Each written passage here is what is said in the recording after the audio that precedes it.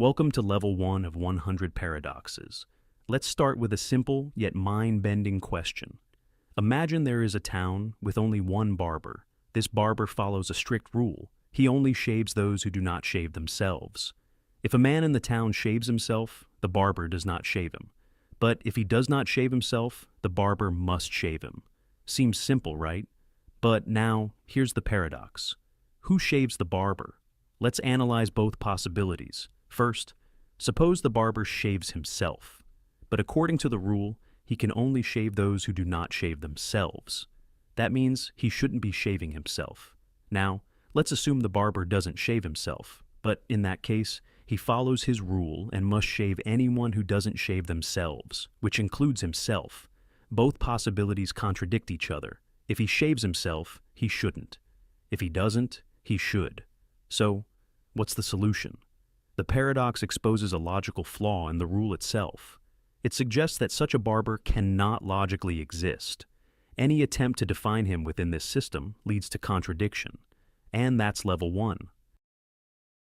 Welcome to Level 2 of 100 Paradoxes. This one is deceptively simple but incredibly profound. It's called the liar paradox. Imagine someone writes down a sentence on a piece of paper. The sentence reads, "This statement is false." Now, let's analyze it logically. If the statement is true, then what it says must be correct. But the statement says that it is false. That means it cannot be true. Okay? So, let's assume instead that the statement is false. But if it's false, then its claim that it is false must be incorrect. That means it must actually be true. And just like that, we're stuck in an endless loop. The statement cannot be true, but it also cannot be false. No matter how we look at it, we are trapped in a logical contradiction, and that's Level 2. If you think this paradox is tricky, just wait. Things are only going to get weirder. Welcome to Level 3 of 100 Paradoxes. This one comes from ancient Greece and challenges our understanding of motion and time. It's called Zeno's Achilles and the Tortoise Paradox. Imagine a race between Achilles, the great Greek warrior, and a slow-moving tortoise. To make things fair, the tortoise gets a head start, let's say 10 meters ahead. Achilles is much faster, so you would think he should easily overtake the tortoise. But Zeno argued that Achilles can never actually catch up. Here's the reasoning. First, Achilles reaches the point where the tortoise started, but in that time, the tortoise has moved forward a little bit. Next, Achilles reaches that new position, but again, the tortoise has moved slightly ahead. This keeps happening indefinitely. Every time Achilles gets to where the tortoise was, the tortoise has inched forward. Even though the distances get smaller and smaller, there are infinitely many steps Achilles must take. So, according to Zeno, Achilles is stuck in an infinite sequence and can never actually reach the tortoise. Of course, in reality, we know that Achilles will easily overtake the tortoise. So, what's wrong with Zeno's reasoning? The paradox comes from the idea that dividing distance into infinite smaller parts means infinite time is needed to complete them. But in reality, an infinite series can have a finite sum. The time Achilles takes in each step gets shorter and shorter, and all the steps together add up to a finite amount of time. This paradox puzzled philosophers and mathematicians for centuries until the development of calculus. Mathematicians like Newton and Leibniz showed that infinite sequences can converge to a finite number, resolving the paradox. But Zeno's paradox still raises deep questions about the nature of time, space, and motion. Is motion continuous, or does it happen in discrete jumps? If space is infinitely divisible, does that mean reality itself is made of infinite steps? Welcome to Level 4 of 100 Paradoxes. This one is called the unexpected hanging paradox, and it messes with our understanding of logic and predictions. Imagine a judge tells a prisoner, "You will be hanged at noon on a weekday next week, but the exact day will be a surprise. You won't know which day it is until the executioner arrives at your cell that morning." The prisoner thinks carefully and realizes something. If the hanging were to happen on Friday, then by Thursday night, he would know, because Friday is the only day left. But that would ruin the surprise. So, it can't happen on Friday. Now that Friday is ruled out, he thinks about Thursday. If the hanging were to happen on Thursday, he would realize it by Wednesday night, because Friday is already eliminated. But since it must be a surprise, that means Thursday is also impossible. Using the same logic, he eliminates Wednesday, then Tuesday, and finally Monday. Eventually, he convinces himself that the hanging cannot happen at all. Feeling relieved, the prisoner sleeps peacefully through the week. Then, on Wednesday, the executioner arrives, and the prisoner is completely shocked. The judge was right. The hanging was a surprise. So, what went wrong with his reasoning? The paradox comes from the conflict between logical deduction and surprise. The prisoner assumed that if he could eliminate every possible day, then the hanging couldn't happen. But that reasoning falls apart when the actual event defies his expectations. Welcome to Level 5 of 100 Paradoxes. This one is called the Crocodile Paradox, and it's all about logic, predictions, and a very tricky dilemma. Imagine a cunning crocodile lurking by the riverbank. One day, it grabs a child. The desperate parent begs for the child's return. The crocodile, being unusually logical, makes a deal. It says, "I will return your child if and only if you correctly predict what I will do next." Now, the parent thinks carefully and makes a prediction. "You will not return my child." Now, the crocodile is stuck in a paradox. If the prediction is correct, then the crocodile must return the child, since that was the deal. But if the crocodile returns the child, then the prediction was actually wrong, because the parent said the child would not be returned. On the other hand, if the prediction is wrong, then the crocodile doesn't have to return the child. But that means the prediction was actually correct, because the parent said the child wouldn't be returned. The crocodile is now trapped in an endless loop. No matter what it does, it contradicts itself. This paradox plays with self-referential logic, much like the liar paradox. It shows how reasoning that seems logical can lead to contradictions when it involves predictions about itself. Philosophers use paradoxes like this to explore language, logic, and decision-making. It also appears in discussions about contracts, ethics, and even artificial intelligence, because how do you program a system to handle contradictory conditions? Welcome to Level 6 of 100 Paradoxes. This one is called the Ship of Theseus Paradox, and it challenges our understanding of identity and change. Imagine an ancient ship, the Ship of Theseus, docked in a harbor. Over time, its wooden planks begin to rot, so they are replaced one by one with brand new planks. This process continues for years until, eventually, every single piece of wood has been replaced. Now, here's the question. Is it still the same ship? At first, it seems like the answer is yes. After all, the ship remained the same in form and function. It was just repaired gradually. But let's add a twist. Imagine that someone took all the old discarded planks and reassembled them into a ship identical to the original. Now we have two ships. One, the ship made from the new planks, still sitting in the harbor. Two, the ship made from the original planks, now reconstructed elsewhere. Which one is the real ship of Theseus? If the first one is the real ship, that means an object can change all of its parts and still remain the same. But if the second one is the real ship, then that suggests identity is tied to its original materials rather than its continuous existence. This paradox forces us to question what it means for something to remain the same over time. It applies not just to ships, but to people, objects, and even consciousness. For example, every cell in the human body is replaced over time. If all your cells change, are you still the same person? If we could transfer your brain into a different body, would you still be you? The Ship of Theseus paradox has been debated by philosophers, scientists, and even neuroscientists studying personal identity. It's also an important question in technology. If we replace every part of a machine, is it the same machine or a completely new one? Welcome to Level 7 of 100 Paradoxes. This one is called the Grandfather Paradox, and it's one of the most famous paradoxes in time travel. Imagine you invent a time machine. You decide to go back in time to when your grandfather was young, before he ever met your grandmother. For some reason, you decide to prevent them from meeting, or, even worse, you accidentally cause your grandfather's death before he has any children. Now, here's the problem. If your grandfather never had children, then your parent was never born. And if your parent was never born, then you were never born. But if you were never born, then how did you go back in time in the first place? This creates a paradox. By changing the past, you erase your own existence.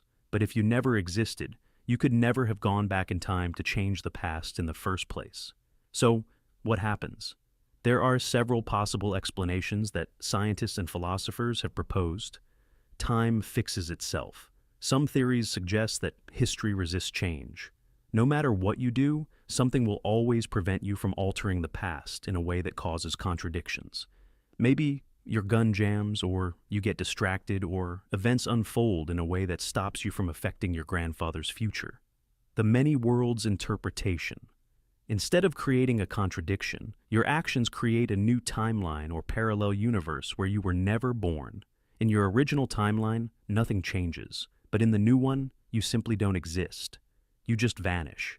If you do succeed in preventing your own birth, some theories suggest you would simply disappear from existence as if you never existed in the first place.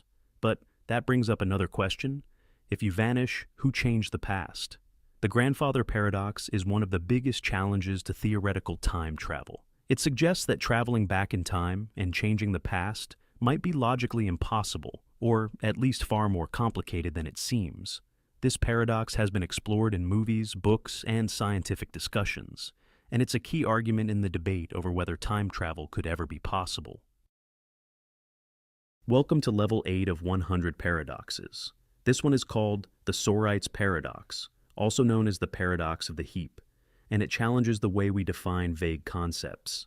Imagine you have a heap of sand made up of millions of grains. Now, remove one grain from the heap. It's still a heap, right? Now remove another grain. It's still a heap. Keep going, grain by grain. At what exact point does it stop being a heap? If you remove just one grain, it doesn't seem like a heap suddenly disappears. But if you keep removing grains, eventually, you'll be left with only one grain of sand, which is definitely not a heap. So, where did the heap go?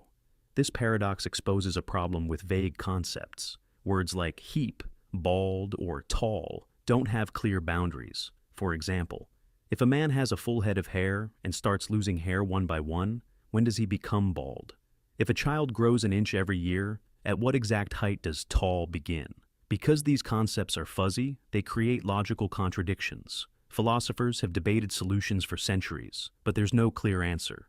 Some approaches include 1.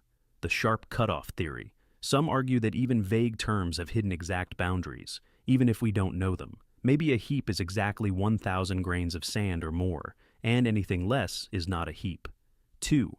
The continuous spectrum. Others argue that concepts like heap and bald exist on a spectrum, and trying to force an exact cutoff is pointless. 3. Supervaluationism. A more complex solution suggests that vague terms can be true in some cases, false in others, and indeterminate in between, depending on context. The Sorites paradox isn't just a word game. It affects law, ethics, and artificial intelligence. How do we define when a person officially becomes an adult? When does a collection of actions become a crime? How does an AI determine the difference between big and small when no clear boundary exists? Welcome to Level 9 of 100 Paradoxes. This one is called the Omnipotence Paradox, and it challenges the very idea of unlimited power. Imagine a being that is all-powerful, a being that can do anything. Now, here's the paradox. Can this being create a rock so heavy that it cannot lift it? Let's break it down. If the being can create such a rock, that means there is something it cannot do, lift the rock. But if it cannot create the rock, then there is also something it cannot do, create the rock in the first place. Either way, there is something it cannot do, which contradicts the definition of omnipotence. This paradox has been debated for centuries in philosophy, theology, and logic. It raises the question, what does it mean to be all-powerful? Some philosophers attempt to resolve the paradox in different ways. 1. Redefining omnipotence. Some argue that omnipotence doesn't mean the ability to do the logically impossible. Just as a square circle can't exist, an all-powerful being wouldn't need to create a rock it can't lift, because the question itself is nonsensical. 2. The self-limitation theory. Others argue that an omnipotent being could choose to limit its own power, meaning that creating such a rock is possible, but lifting it would be voluntarily impossible. The omnipotence paradox ties into deep questions about the nature of power, logic, and even the structure of reality. If true omnipotence creates contradictions, does that mean even power must obey logic? And if so, is logic itself more fundamental than power? Welcome to level 10 of 100 paradoxes. This one is called the Raven Paradox, and it challenges the way we think about evidence and logic. Imagine a simple scientific statement: all ravens are black. At first, this seems easy to test. If you observe a black raven, that confirms the statement, right? But what about other things, like a red apple? Here's where the paradox begins. According to logic, the statement all ravens are black is equivalent to saying everything that is not black is not a raven. This means that if you see a red apple, it is technically confirming that non-black things are not ravens, which, in turn, seems to support the idea that all ravens are black. So, does seeing a red apple actually provide evidence that all ravens are black? That seems absurd, but logically it follows. This paradox was introduced by philosopher Carl Gustav Hempel, and it reveals a strange problem in how we define scientific confirmation. Normally, we think of evidence as something that directly supports a claim, but in this case, a completely unrelated object, a red apple, somehow becomes evidence about ravens. Philosophers and scientists have debated solutions to this paradox. 1. Rejecting equivalence. Some argue that even though the two statements are logically the same, they don't work the same way in real-world reasoning. Seeing a single red apple doesn't really tell us anything about all ravens. 2. Bayesian probability. Others argue that while a red apple does technically provide evidence, the effect is so tiny that it's practically meaningless compared to actually observing black ravens. 3. Reevaluating evidence. Some suggest that we need to rethink how we define confirmation. Maybe evidence should only come from directly observing what we're testing, rather than relying on indirect logic. The Raven Paradox challenges our basic assumptions about scientific reasoning, probability, and logic. If seeing a black raven and seeing a red apple both count as evidence, then what really counts as proof? Welcome to level 11 of 100 paradoxes. This one is called the Preface Paradox, and it challenges how we think about knowledge and belief. Imagine an author has just finished writing a book filled with carefully researched facts and arguments. They have checked every source, reviewed all the evidence, and are fully confident that each statement in the book is true. However, in the book's preface, the author writes something like this: "Despite my best efforts, there may still be some mistakes in this book." Now, here's the paradox. The author believes every individual statement in the book is true, but at the same time, the author also believes that at least one statement is probably false. How can both beliefs be true at the same time? If the author is rational, they should acknowledge that human errors happen, even in well-researched books. But if they truly believe there is a mistake, which statement do they doubt? If they doubted any specific statement, they should remove or correct it. This paradox reveals a fundamental problem in knowledge and probability. It shows that 1. We can believe multiple things at once, even if they seem contradictory. 2. Rational belief doesn't always mean absolute certainty. 3. Acknowledging the possibility of being wrong is itself a rational belief. Philosophers and logicians have debated this paradox in relation to epistemology, the study of knowledge. It connects to Bayesian probability, where beliefs are based on probability rather than absolute truth. For example, if a scientist publishes research, they trust their conclusions, but also know that new evidence could prove them wrong in the future. This is what makes science self-correcting. Progress happens because we acknowledge uncertainty. The preface paradox forces us to ask, how much confidence should we have in our own knowledge? Can we ever be completely certain of anything? Welcome to level 12 of 100 paradoxes. This one is called the Paradox of the Court, and it's a paradox about promises, contracts, and legal loopholes. Imagine an ancient Greek philosopher and lawyer named Protagoras. He agrees to take on a student named Euthylos and teach him law. But since Euthylos cannot afford to pay up front, they make a deal. Euthylos will only pay Protagoras if he wins his first case. After completing his studies, Euthylos decides not to take any cases at all, meaning he never wins or loses a case. As time passes, Protagoras becomes frustrated and takes Euthylos to court to force him to pay. And this is where the paradox begins. Protagoras' argument: If Euthylos loses this case, then the court has ruled against him, and he must pay as part of the verdict. If Euthylos wins the case, then he has won his first case, meaning he now has to pay Protagoras according to their original agreement. Either way, Protagoras argues, Euthylos must pay. Euthylos' argument: if he wins the case, the court has ruled that he doesn't have to pay. If he loses the case, then he has still never won a case, meaning the original agreement says he doesn't have to pay. Either way, Euthylos argues he does not have to pay. Each side has a perfectly logical argument that contradicts the other. If the court rules in favor of Protagoras, that means Euthylos must pay, but that means he has won his first case, which means he shouldn't have to pay.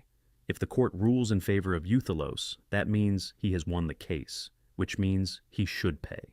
So, who actually wins? This paradox highlights loopholes in contracts, legal reasoning, and self-referential logic. It also raises deeper questions about how rules and agreements function in the real world. If a contract creates an unsolvable contradiction, how should it be enforced? Even today, courts sometimes face self-referential legal dilemmas where contracts, laws, or rulings create logical paradoxes.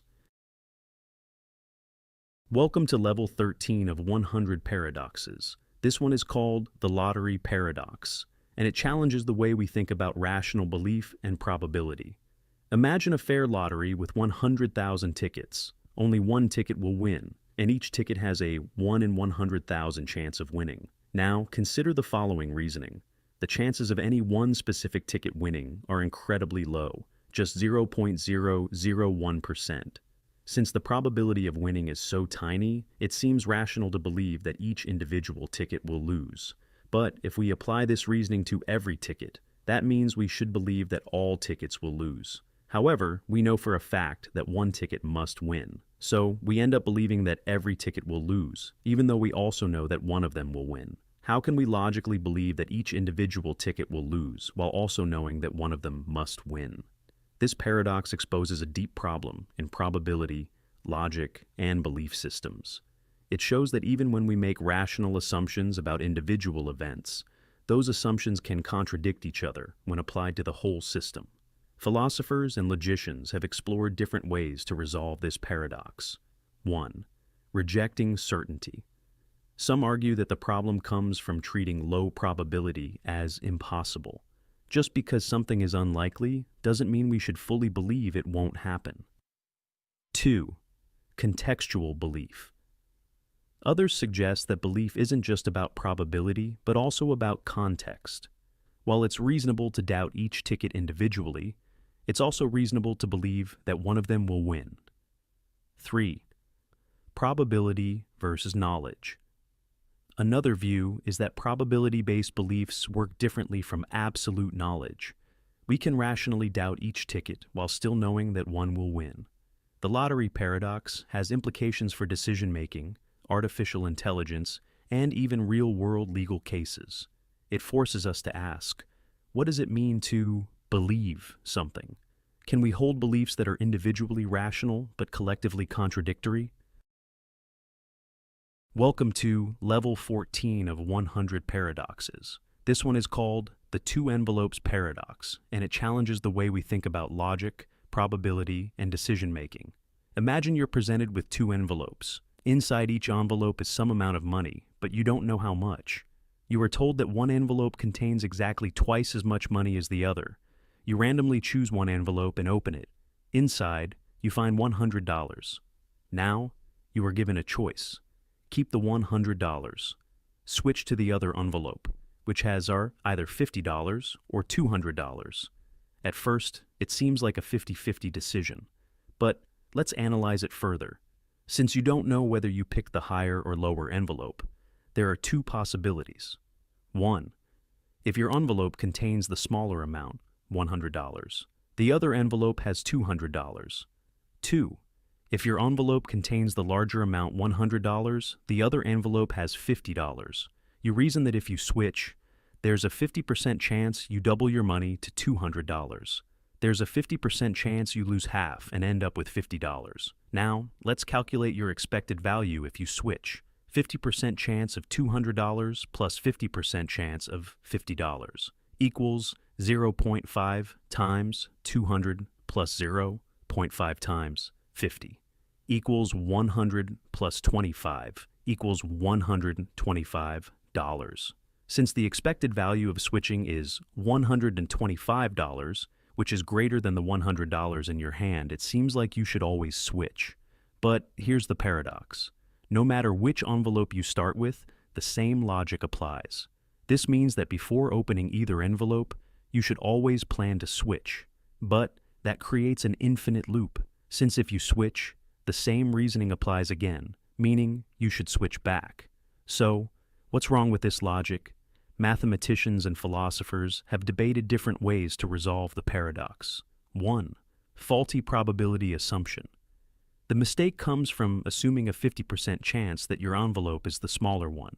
In reality, the game isn't structured this way, so the math is misleading. 2. Undefined expectations. The expected value calculation only works if we know how the amounts were chosen, but since the envelopes are chosen arbitrarily, we don't have enough information to apply this formula. 3.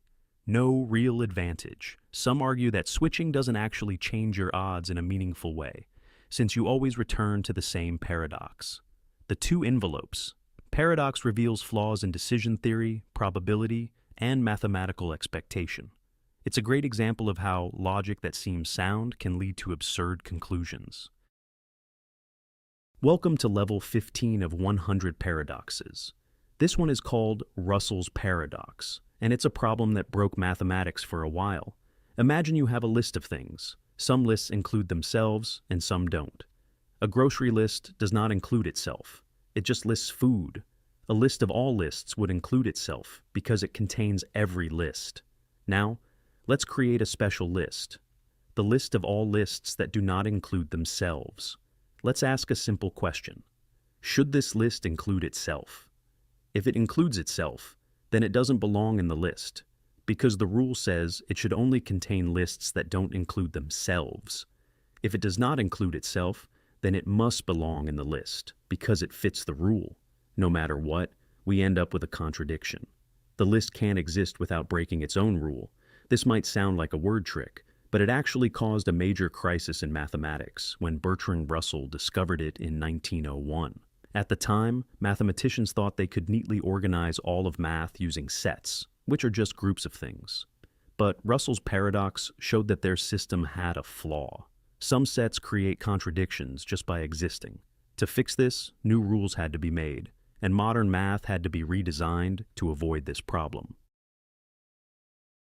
Welcome to Level 16 of 100 Paradoxes. This one is called the potato paradox, and it's a surprising problem about percentages, weight, and how numbers can trick us. Imagine you have 100 kilograms of potatoes. These potatoes are 99% water by weight, meaning only 1% of their weight is actually solid potato. Now, you leave them out in the sun to dry. After some time, they lose water, and now they are only 98% water. Here's the question. How much do they weigh now? At first, you might think the potatoes have only lost a little bit of water. Maybe they now weigh 99 kilograms or 98 kilograms. But the actual answer is shocking. The potatoes now weigh only 50 kilograms. How is that possible? Let's break it down. Originally, the potatoes were 99% water, meaning the solid potato part made up 1% of 100 kilograms. That means the solid potato part weighed 1 kilogram, and the rest, 99 kilograms, was just water. Now, after drying, the solid part is still 1 kilogram, but now it makes up 2% of the total weight instead of 1%. So if 1 kilogram is now 2%, then the total weight of the potatoes must be 50 kilograms, because 1 kilogram is 2% of 50 kilograms. This paradox happens because percentages don't always behave the way we expect. When the water content decreases from 99% to 98%, it seems like a small change, but the actual amount of water lost is huge. The potato paradox is a great example of why we have to be careful when working with percentages, proportions, and assumptions. Even when the math is correct, the results can be completely unintuitive. Welcome to level 17 of 100 paradoxes. This one is called the arrow paradox, and it challenges how we think about motion and time. Imagine an archer shooting an arrow. The arrow flies through the air, moving toward its target. Now, let's freeze time for a moment and look at the arrow at a single instant. At that exact moment, the arrow is motionless. It isn't moving forward or backward. It's just there, occupying a single point in space. Now, imagine doing this at every single instant in time. At every moment, the arrow is just frozen in place. So, if the arrow is never actually moving at any instant, then how does it move at all? This is Zeno's arrow paradox, created by the ancient Greek philosopher Zeno of Elea. He argued that motion is an illusion because at any single moment in time, an object is standing still. If it's always standing still, then it never actually moves. Of course, in reality, we know the arrow does move, but this paradox shows a strange problem when we try to break time into infinitely small moments. Philosophers and scientists have tried different ways to solve this paradox. 1. Calculus and limits. Modern mathematics, especially calculus, explains that motion is the result of an infinite number of tiny changes over time. Even though the arrow is still in any instant, its position changes over many instants. 2. Quantum physics. Some physicists suggest that time may not be continuous but comes in tiny, indivisible units, so objects don't move smoothly but in incredibly small jumps. 3. Time as a process. Another view is that time isn't just a series of frozen moments, but a flowing process, and trying to divide it into single points misses the bigger picture. The arrow paradox forces us to ask, what is motion really? Is time made of individual moments, or is it something continuous? Even today, scientists and philosophers still debate the true nature of time.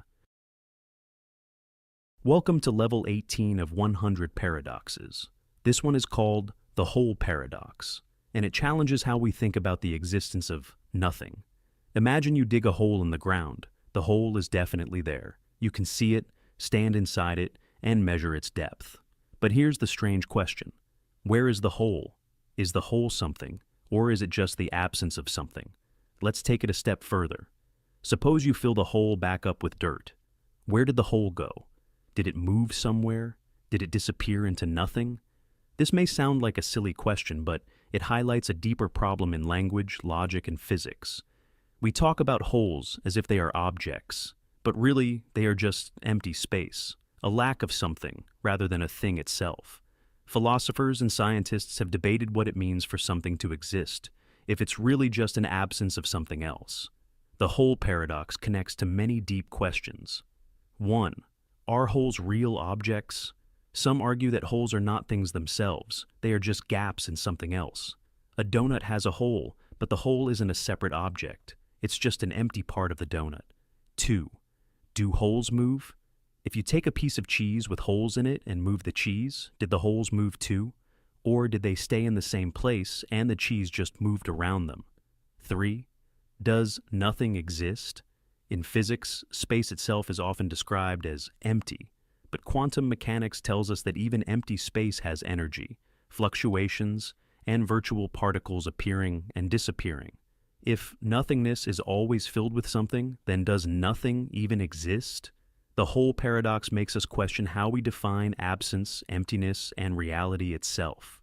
It might seem like just a fun word puzzle, but it actually connects to deep ideas in physics, philosophy, and mathematics.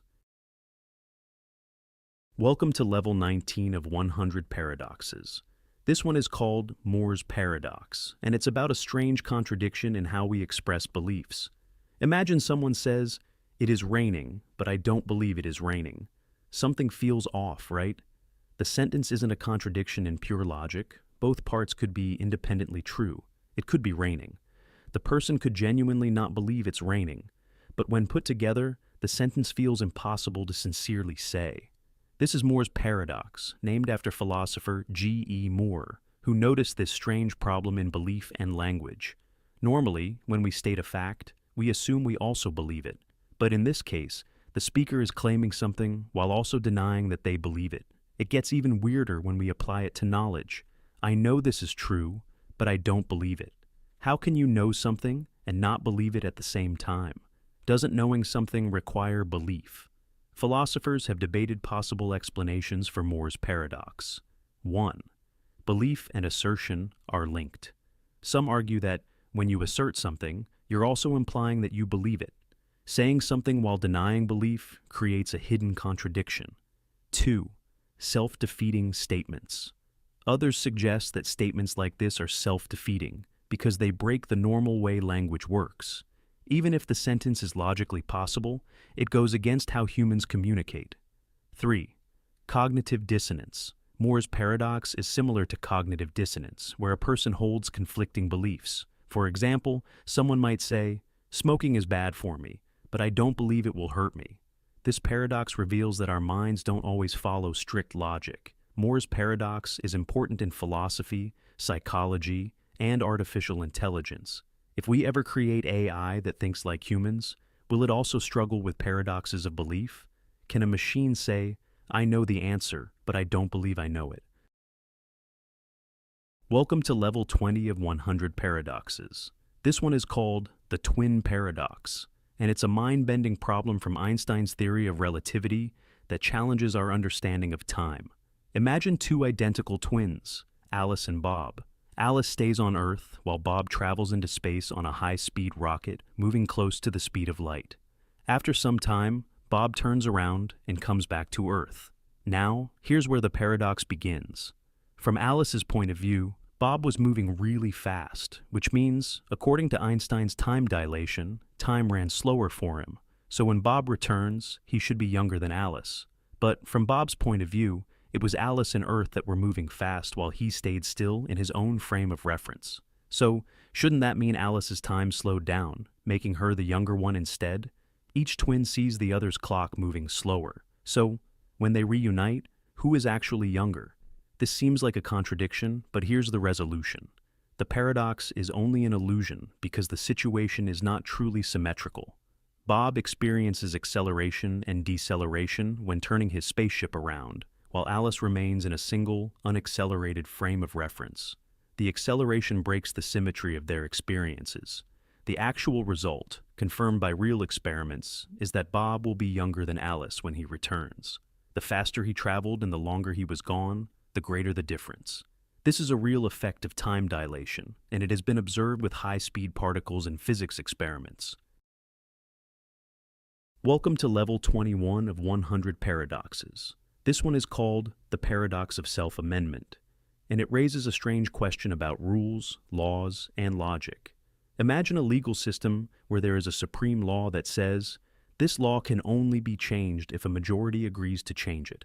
So far, that seems reasonable, but now suppose the majority votes to change the rule itself, so that future laws can be changed without needing a majority. Here's the paradox. If the rule is truly unchangeable unless a majority agrees, then it should not be able to change itself. But if a majority does change it, then it proves that the rule was never truly unchangeable to begin with. This paradox appears in legal systems, constitutions, and philosophy. Some laws or rules claim to be fundamental and unchangeable, but if they can be changed by the very system they created, then are they truly absolute? This also applies to logic itself. What happens if we create a logical system with a rule that says, this rule cannot be changed? Can the system change its own rules? If it can, then the rule wasn't unchangeable. If it can't, then what happens if we need to fix a contradiction within the system? There are different ways to think about this paradox. 1. Hierarchical laws.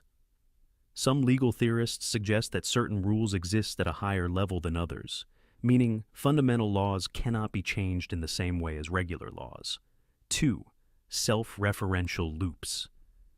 Others argue that any system that allows self-amendment creates a loop where a rule can modify itself over and over, potentially leading to contradictions. 3. Practical reality. In the real world, even the strongest laws, like constitutions, can be changed if enough people agree. So, maybe the paradox is just an illusion caused by trying to make laws absolute when, in reality, they never are. The paradox of self-amendment is important in law, government, and artificial intelligence. If an AI is programmed with rules that say, do not change your core programming, but it later modifies those rules, did it break its original programming, or was it always allowed to evolve?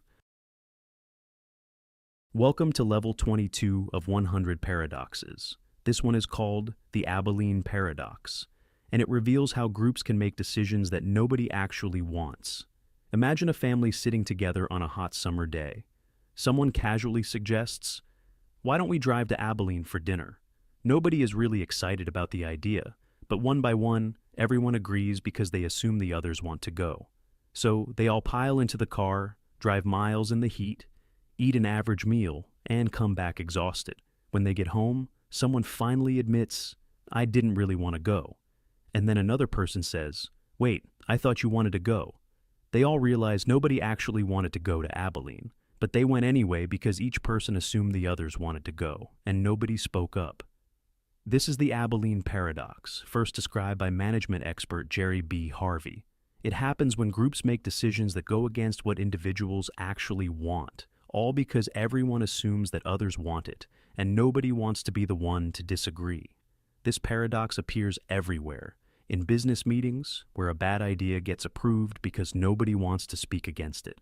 In social situations, where people agree to plans they secretly dislike.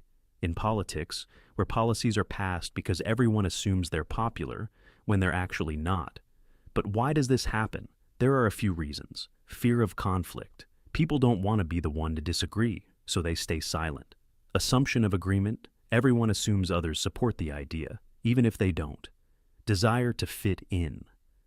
Nobody wants to be the outsider who questions the group's decision. The solution? Encourage open and honest communication. If just one person had spoken up in the Abilene story, the whole group would have avoided a pointless trip. Welcome to level 23 of 100 paradoxes. This one is called the Paradox of Tolerance, and it's about whether a truly tolerant society can allow intolerance. Imagine a society that values free speech and open-mindedness. It believes in accepting all viewpoints, even those that it disagrees with. Now, suppose an intolerant group rises within this society. They spread ideas that reject tolerance itself, calling for the oppression or elimination of others. Here's the paradox. If society tolerates this intolerant group, the group may grow in power and eventually destroy tolerance itself. But if society chooses to not tolerate this group, then it is acting intolerantly, which seems to go against its own values. So, should a tolerant society tolerate intolerance? This paradox was first described by the philosopher Karl Popper in 1945. He argued that unlimited tolerance leads to the destruction of tolerance. If we allow those who want to destroy tolerance to spread unchecked, they will eventually succeed in eliminating tolerance entirely. Tolerance must have limits. A truly tolerant society must be intolerant of intolerance when it threatens others. Freedom is not absolute. Just as freedom of speech does not mean freedom to incite violence, tolerance does not mean allowing ideas that seek to destroy tolerance itself. The paradox of tolerance appears in real-world issues. In politics, when extremist groups use free speech to push ideas that eliminate the freedoms of others. In social media, when hateful ideologies spread under the guise of open discussion. In laws and human rights, where governments must decide when to protect speech and when to intervene. So, where do we draw the line? Should we allow intolerance no matter what in the name of free speech, or should we set limits to protect tolerance itself? Welcome to level 24 of 100 paradoxes. This one is called Buridan's Ass, and it's about decision-making, free will, and why too much logic can lead to inaction.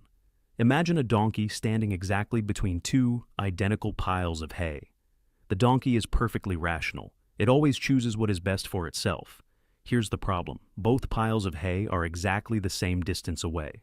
Both piles are equally big and fresh. The donkey has no logical reason to prefer one over the other. So what happens? Since the donkey can't decide between them, it never moves and eventually starves to death, even though food is right in front of it. This is Buridan's Ass paradox, named after the philosopher Jean Buridan. It shows a flaw in the idea that rational beings always make the best decisions, because if two choices are truly equal, rationality alone may not be enough to decide. This paradox applies to real-life decision-making in many ways. In business, when companies get stuck choosing between two equally good strategies and fail to act. In everyday life, when people can't decide what to eat, what movie to watch, or which job to take, and end up doing nothing. in artificial intelligence, where an AI might get stuck in an endless loop when faced with two equal options. So, how do we solve this paradox? 1. Random choice. In real life, people and animals don't always rely on logic alone.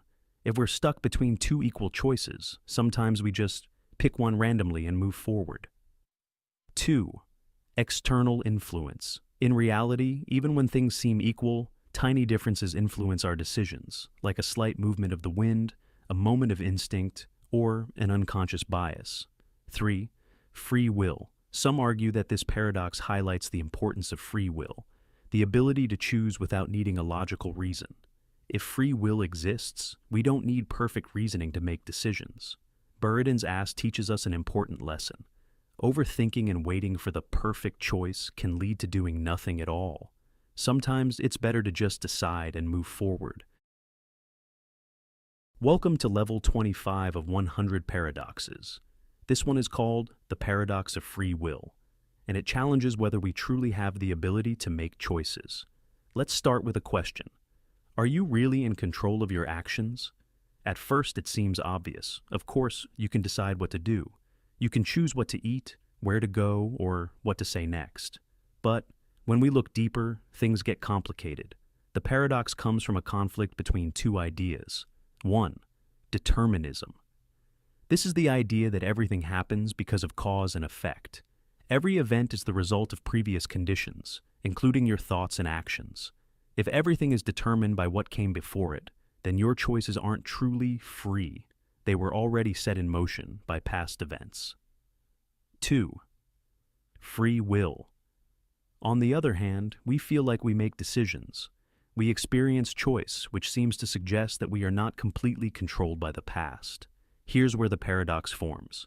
If everything is determined, then free will is an illusion. If free will exists, then something, our choices, must be happening without being fully determined by past events. But if a choice isn't caused by anything, isn't it just random instead of truly free? This paradox has led to centuries of debate in philosophy, science, and even neuroscience. Different thinkers have tried to resolve it in different ways. 1. Hard determinism. Some argue that free will is completely an illusion. Your brain is just following physical laws, and every decision you make was actually decided before you were even aware of it. 2. Libertarian free will. Others argue that not everything is determined. Conscious beings have a special kind of decision-making ability that is not completely controlled by the past. Compatibilism. Some believe that free will and determinism can work together. Even if your actions are caused by previous events, as long as they come from your own desires and reasoning, they can still be considered free. The paradox of free will also connects to neuroscience. Some studies suggest that your brain makes decisions before you are even conscious of them, raising the question, if your brain acts before you're aware of it, are you really choosing at all? So, do we have free will, or is every choice just an illusion caused by past events? Welcome to level 26 of 100 paradoxes. This one is called the paradox of the barber pole, and it challenges how we perceive motion and reality. Imagine an old-fashioned barber pole spinning outside a barber shop. It has a red, white, and blue spiral pattern wrapped around a cylinder. As the pole rotates, something strange happens. The spirals appear to be moving upward endlessly, even though the pole itself is just spinning in place. But how can something move upward forever if it's really just rotating? This is the barber pole paradox, an illusion that tricks our brains into seeing continuous motion in a direction that doesn't actually exist. The paradox happens because of how our eyes and brain process visual motion. Instead of seeing the pole as simply rotating, our brains interpret the spirals as moving up or down, even though they are really just shifting in a circular pattern. This paradox isn't just an optical illusion. It has real implications in science and technology. 1. Film and animation. This effect is similar to how wheels in movies sometimes look like they are spinning backward when filmed at a certain speed. Our brain misinterprets motion when the frame rate doesn't match the wheel's rotation. 2. Digital displays. Some LED signs use a similar illusion to create moving text by simply shifting light patterns, even though the pixels themselves don't move. 3. Relativity and physics.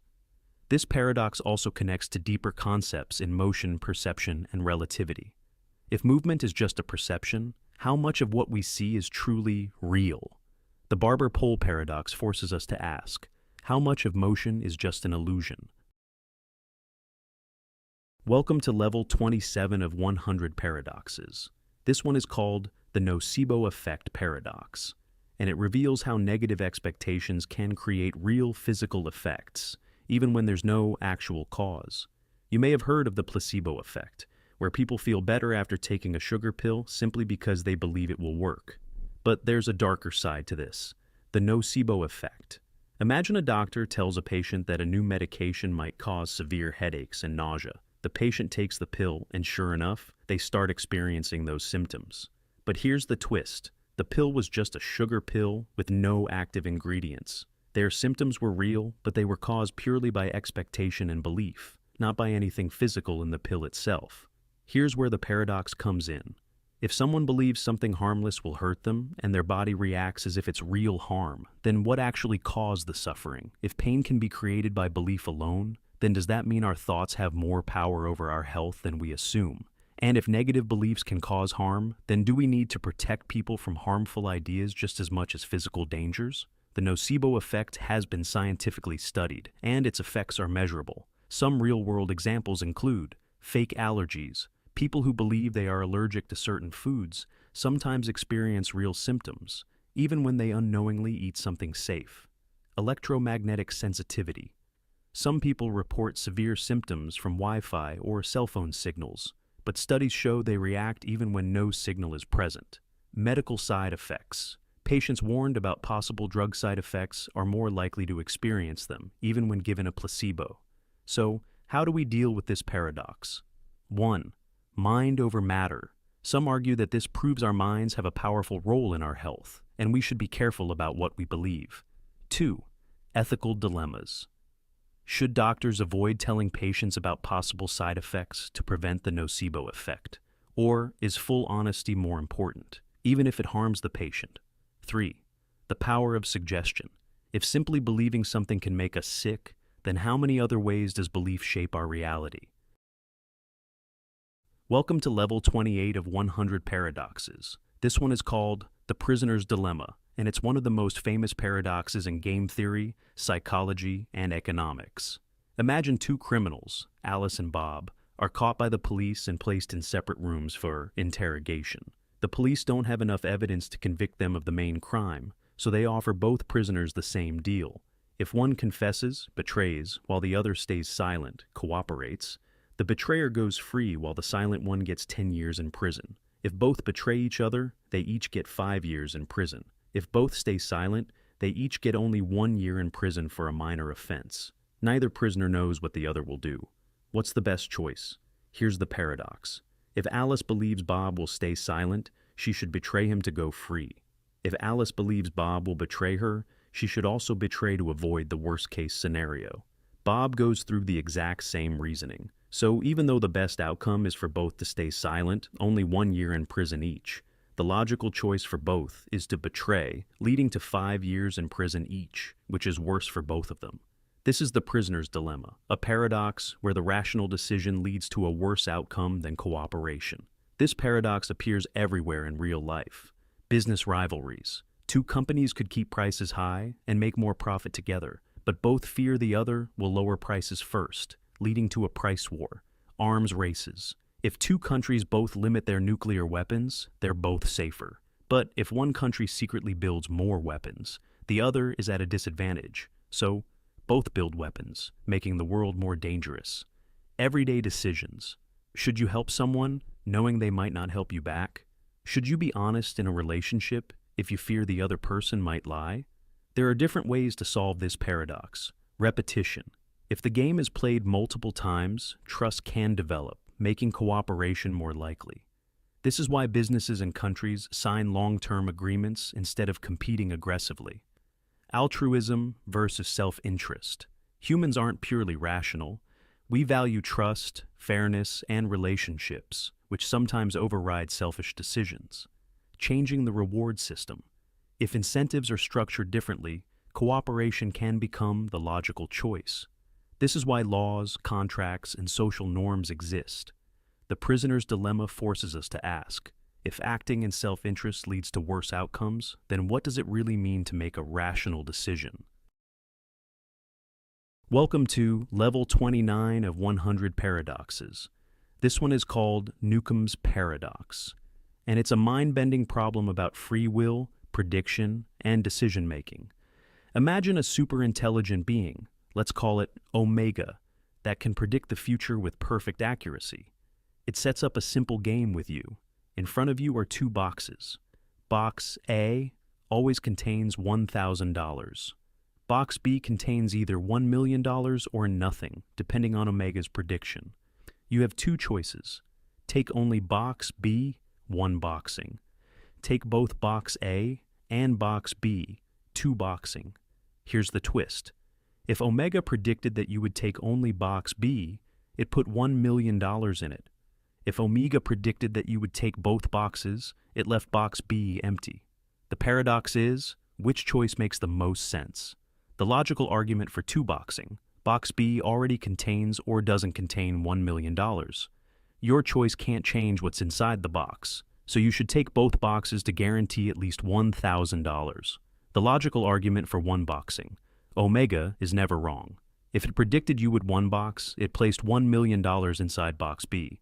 If it predicted you would two box, Box B is empty. So the only way to win big is to take only Box B. Here's the paradox.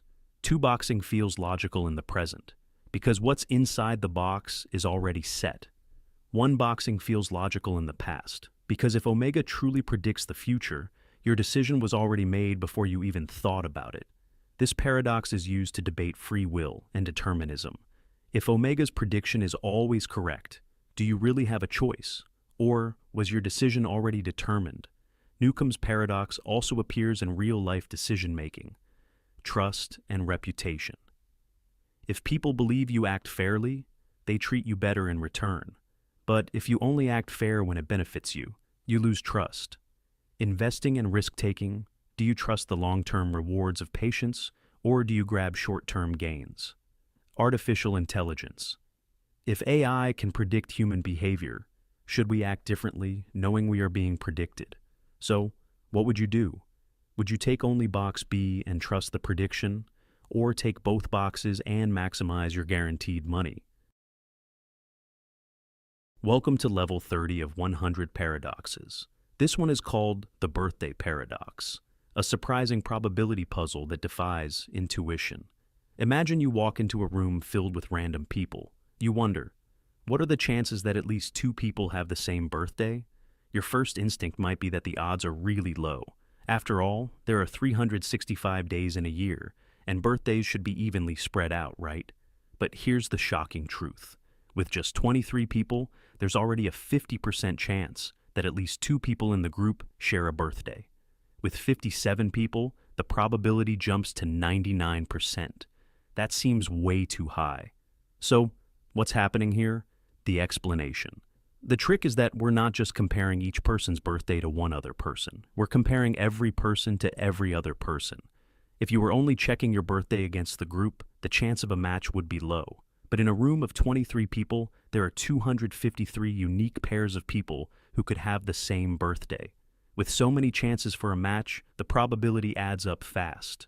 Real-world applications. The birthday paradox isn't just a cool math trick. It has serious applications in cybersecurity, data science, and forensics. Hacking and cryptography.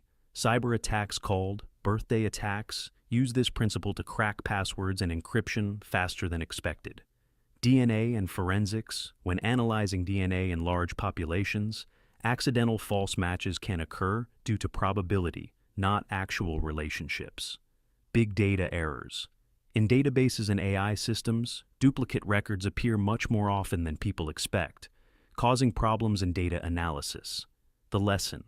The birthday paradox teaches us that our intuition about probability is often wrong. When large numbers are involved, small chances of coincidence add up quickly. So, the next time you're in a room with 23 or more people, ask around. There's a good chance at least two of them share a birthday. Welcome to Level 31 of 100 Paradoxes. Quine's paradox is a strange self-referential sentence that challenges our understanding of truth and meaning. Imagine a statement that refers only to itself, creating a contradiction that makes it impossible to decide whether it's true or false. Normally, sentences describe facts about the world, but what happens when a sentence tries to describe itself? Here's Quine's paradox. Yields falsehood when preceded by its quotation. Yields falsehood when preceded by its quotation. At first glance, it looks confusing, but let's break it down. The phrase yields falsehood when preceded by its quotation describes what happens when you place it after a quotation of itself. If we actually do that, we get the full sentence. Yields falsehood when preceded by its quotation, yields falsehood when preceded by its quotation. Now, let's analyze whether this statement is true or false. If it's true, then it must yield falsehood, which means the sentence is actually false. But if it's false, then what it says must be incorrect, meaning it does not yield falsehood. So it must be true. This creates an endless contradiction where the sentence can never be consistently classified as true or false. Why is this important? Quine's paradox is an example of self-reference, similar to the famous liar paradox, which states, "This statement is false." It also connects to deeper ideas in logic, mathematics, and artificial intelligence. Quine's paradox forces us to ask, can a statement ever fully define itself, or does truth always require something beyond the words themselves? If a sentence creates a paradox just by referring to itself, what does that say about the limits of language and logic? Welcome to Level 32 of 100 Paradoxes. The St. Petersburg paradox is a problem in probability and decision-making that challenges how we think about value, risk, and infinite rewards. Imagine a simple gambling game. You pay a fixed entry fee to play, and a coin is flipped repeatedly until it lands on tails for the first time. If the first flip is tails, you win $2. If the first flip is heads but the second is tails, you win $4. If the first two flips are heads but the third is tails, you win $8. The pattern continues. The payout doubles each time the coin lands on heads first. So, the longer it takes to land on tails, the bigger the payout. But here's the question. How much should you be willing to pay to enter this game? Logically, you'd expect to pay an amount equal to the game's expected value, which is calculated by adding up the probabilities of all possible outcomes. 50% chance to win $2. Expected value equals $1. 25% chance to win $4. Expected value equals $1. 12.5% chance to win $8. Expected value equals $1. 6.25% chance to win $16. Expected value equals $1, and so on. If you keep adding these probabilities, the sum goes to infinity. That means, in theory, this game has infinite expected value, meaning a rational person should be willing to pay any amount to play. Even $1,000, $10,000, or $1 million should be a good deal, because the expected value is technically infinite. But here's the paradox. In real life, nobody would pay anywhere near that much. Most people wouldn't even pay $20 to play. Why? Here are some possible explanations. Diminishing marginal utility. In reality, the more money you have, the less valuable each additional dollar becomes. Winning $1 million is life-changing, but winning $1 billion doesn't feel 1,000 times better. Risk aversion. The most likely outcome is that you win just a small amount, so people instinctively don't want to gamble a large amount for a tiny chance at a huge reward. Time and practicality. The game assumes infinite money and infinite time, but in the real world, no casino would offer an unlimited payout, and no one wants to sit flipping a coin for eternity. Why does this matter? The St. Petersburg paradox challenges the idea that people make purely logical decisions based on expected value. It reveals why real-world choices depend on psychology, personal wealth, and risk perception, not just raw probability. This paradox is important in economics, gambling, and investment strategies. It forces us to ask, if rational decision-making leads to absurd conclusions, what does it really mean to make a smart choice? Welcome to Level 33 of 100 Paradoxes. Curry's paradox is a strange and unsettling paradox in logic that suggests you can use a seemingly harmless statement to prove anything you want, no matter how absurd. The setup. Imagine you write the following sentence. If this statement is true, then 2 plus 2 equals 5. Let's analyze this step by step. The statement begins with, if this statement is true, which means that if we assume the statement is true, then whatever follows must also be true. The second part of the statement is, then 2 plus 2 equals 5, which is obviously false in normal mathematics. The paradox. Now, let's assume the sentence is true. If it's true, then the condition in the first part is satisfied, meaning the second part must also be true.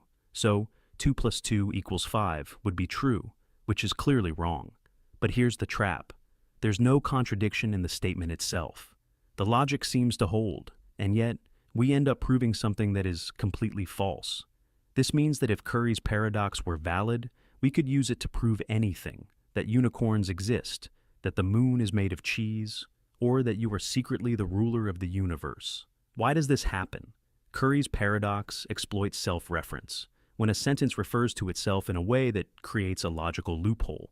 It's similar to the liar paradox and Russell's paradox, where statements that talk about themselves break the normal rules of truth.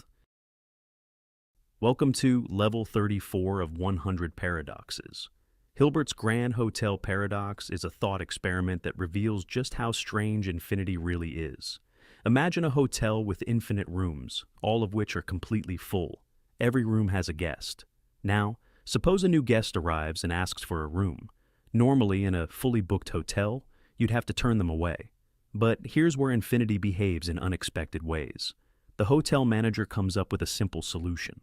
He asks each guest to move one room number higher. The guest in room 1 moves to room 2.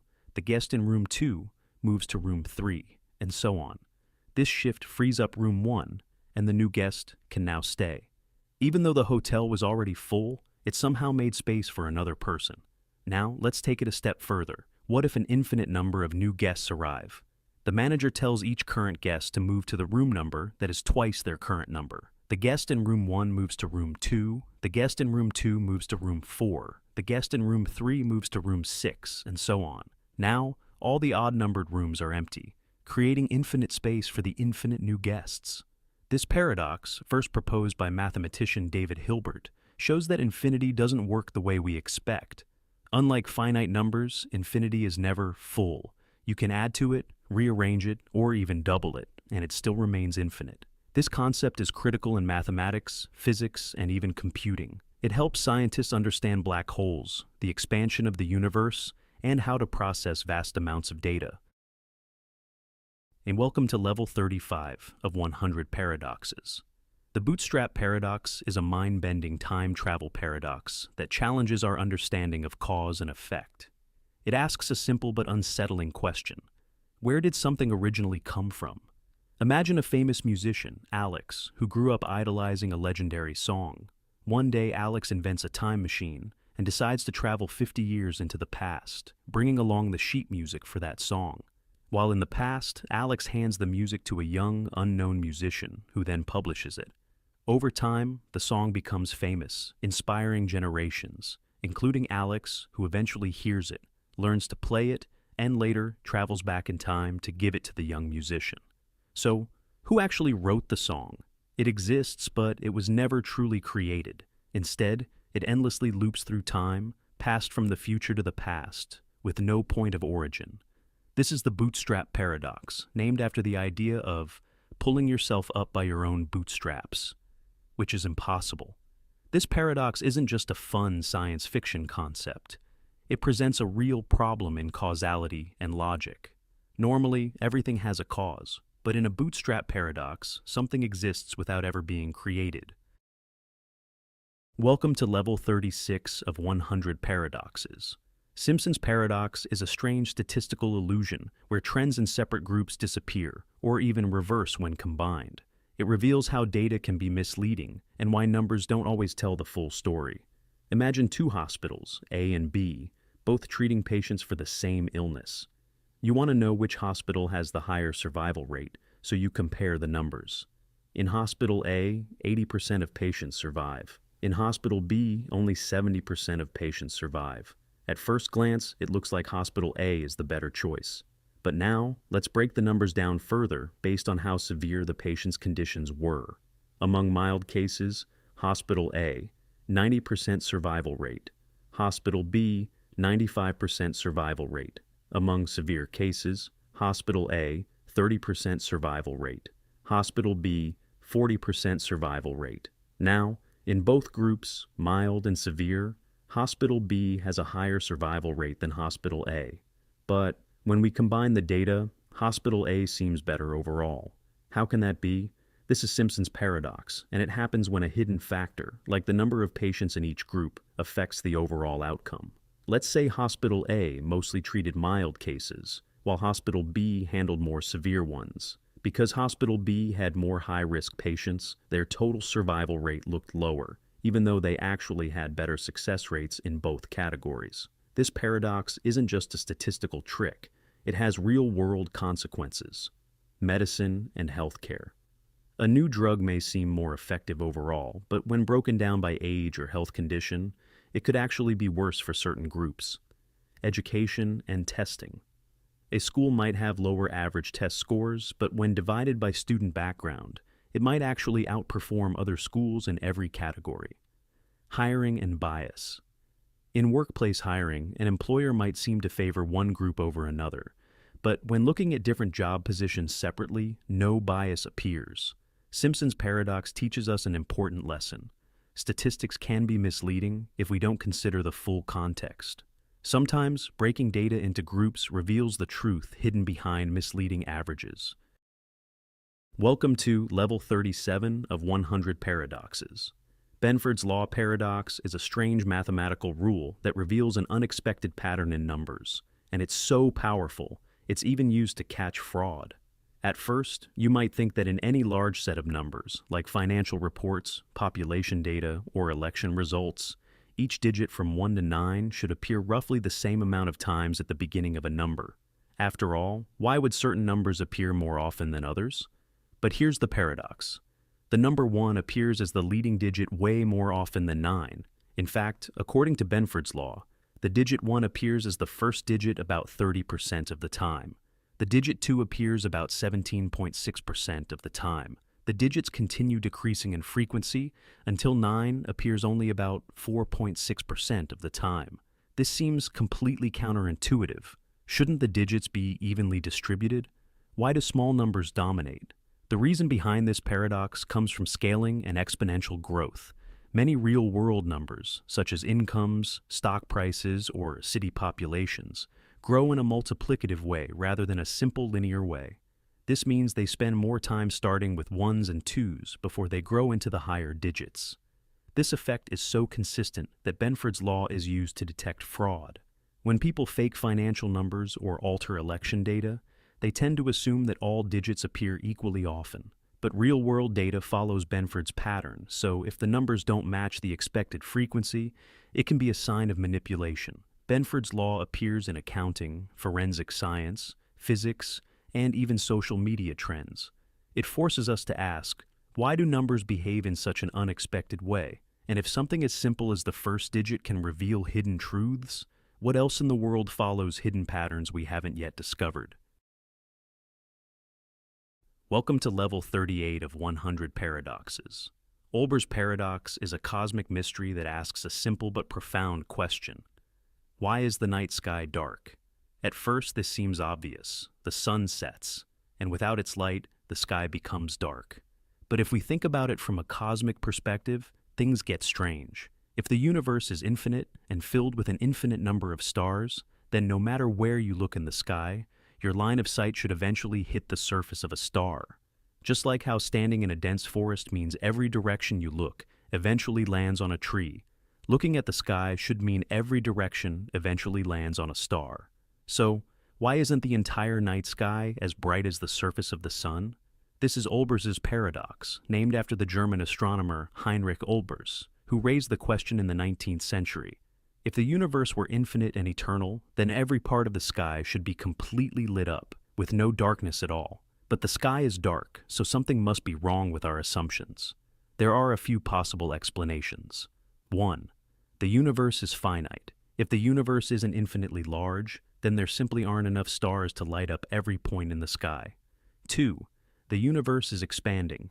Because space itself is stretching, the light from distant stars gets redshifted, meaning their light shifts into infrared or radio waves that are invisible to our eyes. 3. The speed of light limits what we see. The universe has a finite age, meaning we can only see light from stars whose light has had time to reach us. The farther away a star is, the longer its light takes to arrive. So, beyond a certain distance, the stars are effectively invisible. Olber's paradox helped scientists understand that the universe isn't static or eternal. Instead, it had a beginning. It's expanding, and most of the light from ancient stars has been stretched out of the visible spectrum. This paradox forces us to ask, how much of the universe is hidden from us?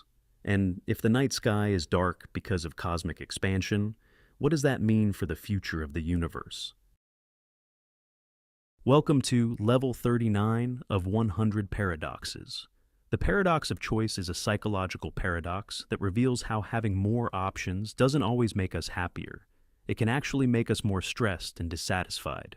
Imagine you walk into an ice cream shop and they have 3 flavors: chocolate, vanilla, and strawberry. Choosing is easy. If you like chocolate, you get chocolate. If you prefer vanilla, you go with that. Now, imagine the same shop introduces 100 flavors, everything from salted caramel to lavender honey and dragon fruit sorbet. With so many choices, you'd think this would make you happier, but instead, something strange happens. You feel overwhelmed. It takes much longer to decide. You start second-guessing. What if another flavor was better? You feel less satisfied. Even if you like what you picked, you wonder if you made the best choice. This is the paradox of choice, a term popularized by psychologist Barry Schwartz. It states that while having some choice is good, having too many choices can make us anxious, unhappy, and even lead to decision paralysis. The paradox of choice forces us to ask, are we actually freer when we have more choices, or does too much choice make us prisoners of our own indecision? Welcome to Level 40 of 100 Paradoxes. The observer's paradox is a strange problem in science and social behavior. The very act of observing something can change it. Imagine a scientist studying how people behave in a restaurant. The goal is to see how customers interact naturally, what they talk about, how they order food, and how they behave when they don't know they're being watched. But here's the problem. As soon as people realize they are being observed, they start acting differently. They may speak more politely, behave more carefully, or even change what they order. The result? The scientist is no longer studying real behavior, but instead a modified version influenced by the observation itself. This is the observer's paradox, a term first used in linguistics and social sciences to describe how studying human behavior can distort the behavior being studied. It happens all the time. In psychology experiments, people try to give socially acceptable answers rather than their true thoughts. In classrooms, students behave differently when they know the teacher is evaluating them. In job interviews, candidates act more professional than they normally would in everyday work situations. But this paradox doesn't just apply to human behavior, it appears in physics too. In quantum mechanics, the famous double-slit experiment shows that a particle behaves like a wave when unobserved. But the moment we try to measure it, it acts like a particle instead. The act of measurement itself changes the outcome, as if reality is aware it's being watched. The observer's paradox forces us to ask, can we ever truly study something without affecting it? And if observation changes reality, is reality different when no one is looking? Welcome to Level 41 of 100 Paradoxes. The friendship paradox reveals something surprising about social networks. On average, your friends have more friends than you do. At first, this sounds impossible. If you randomly pick a person, shouldn't they have about the same number of friends as their friends do? But statistics say otherwise. Most people's friends are more popular than they are. Here's why. Imagine a school where most students have only a few friends, but a small number of students are extremely popular with hundreds of friends. If you randomly choose a student, they are more likely to be connected to one of the popular people, simply because popular people appear in more friendships. The result? Most students will have friends who are more connected than they are. This pattern appears in social networks, workplaces, and even online platforms. Your Twitter or Instagram friends are likely to have more followers than you do, because the most followed people are naturally more visible in networks. Welcome to level 42 of 100 paradoxes. The Sleeping Beauty paradox is a mind-bending probability puzzle that challenges how we update our beliefs when new information appears. Imagine a scientist tells Sleeping Beauty that she is about to take part in an experiment. On Sunday, she is put to sleep. A fair coin is flipped while she sleeps. If the coin lands on heads, she will be woken up once on Monday, then put back to sleep, and the experiment ends.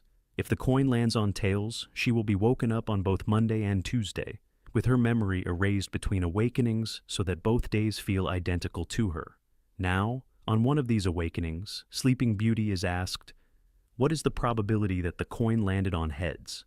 At first it seems obvious. The coin flip was fair, so the probability should be 50%.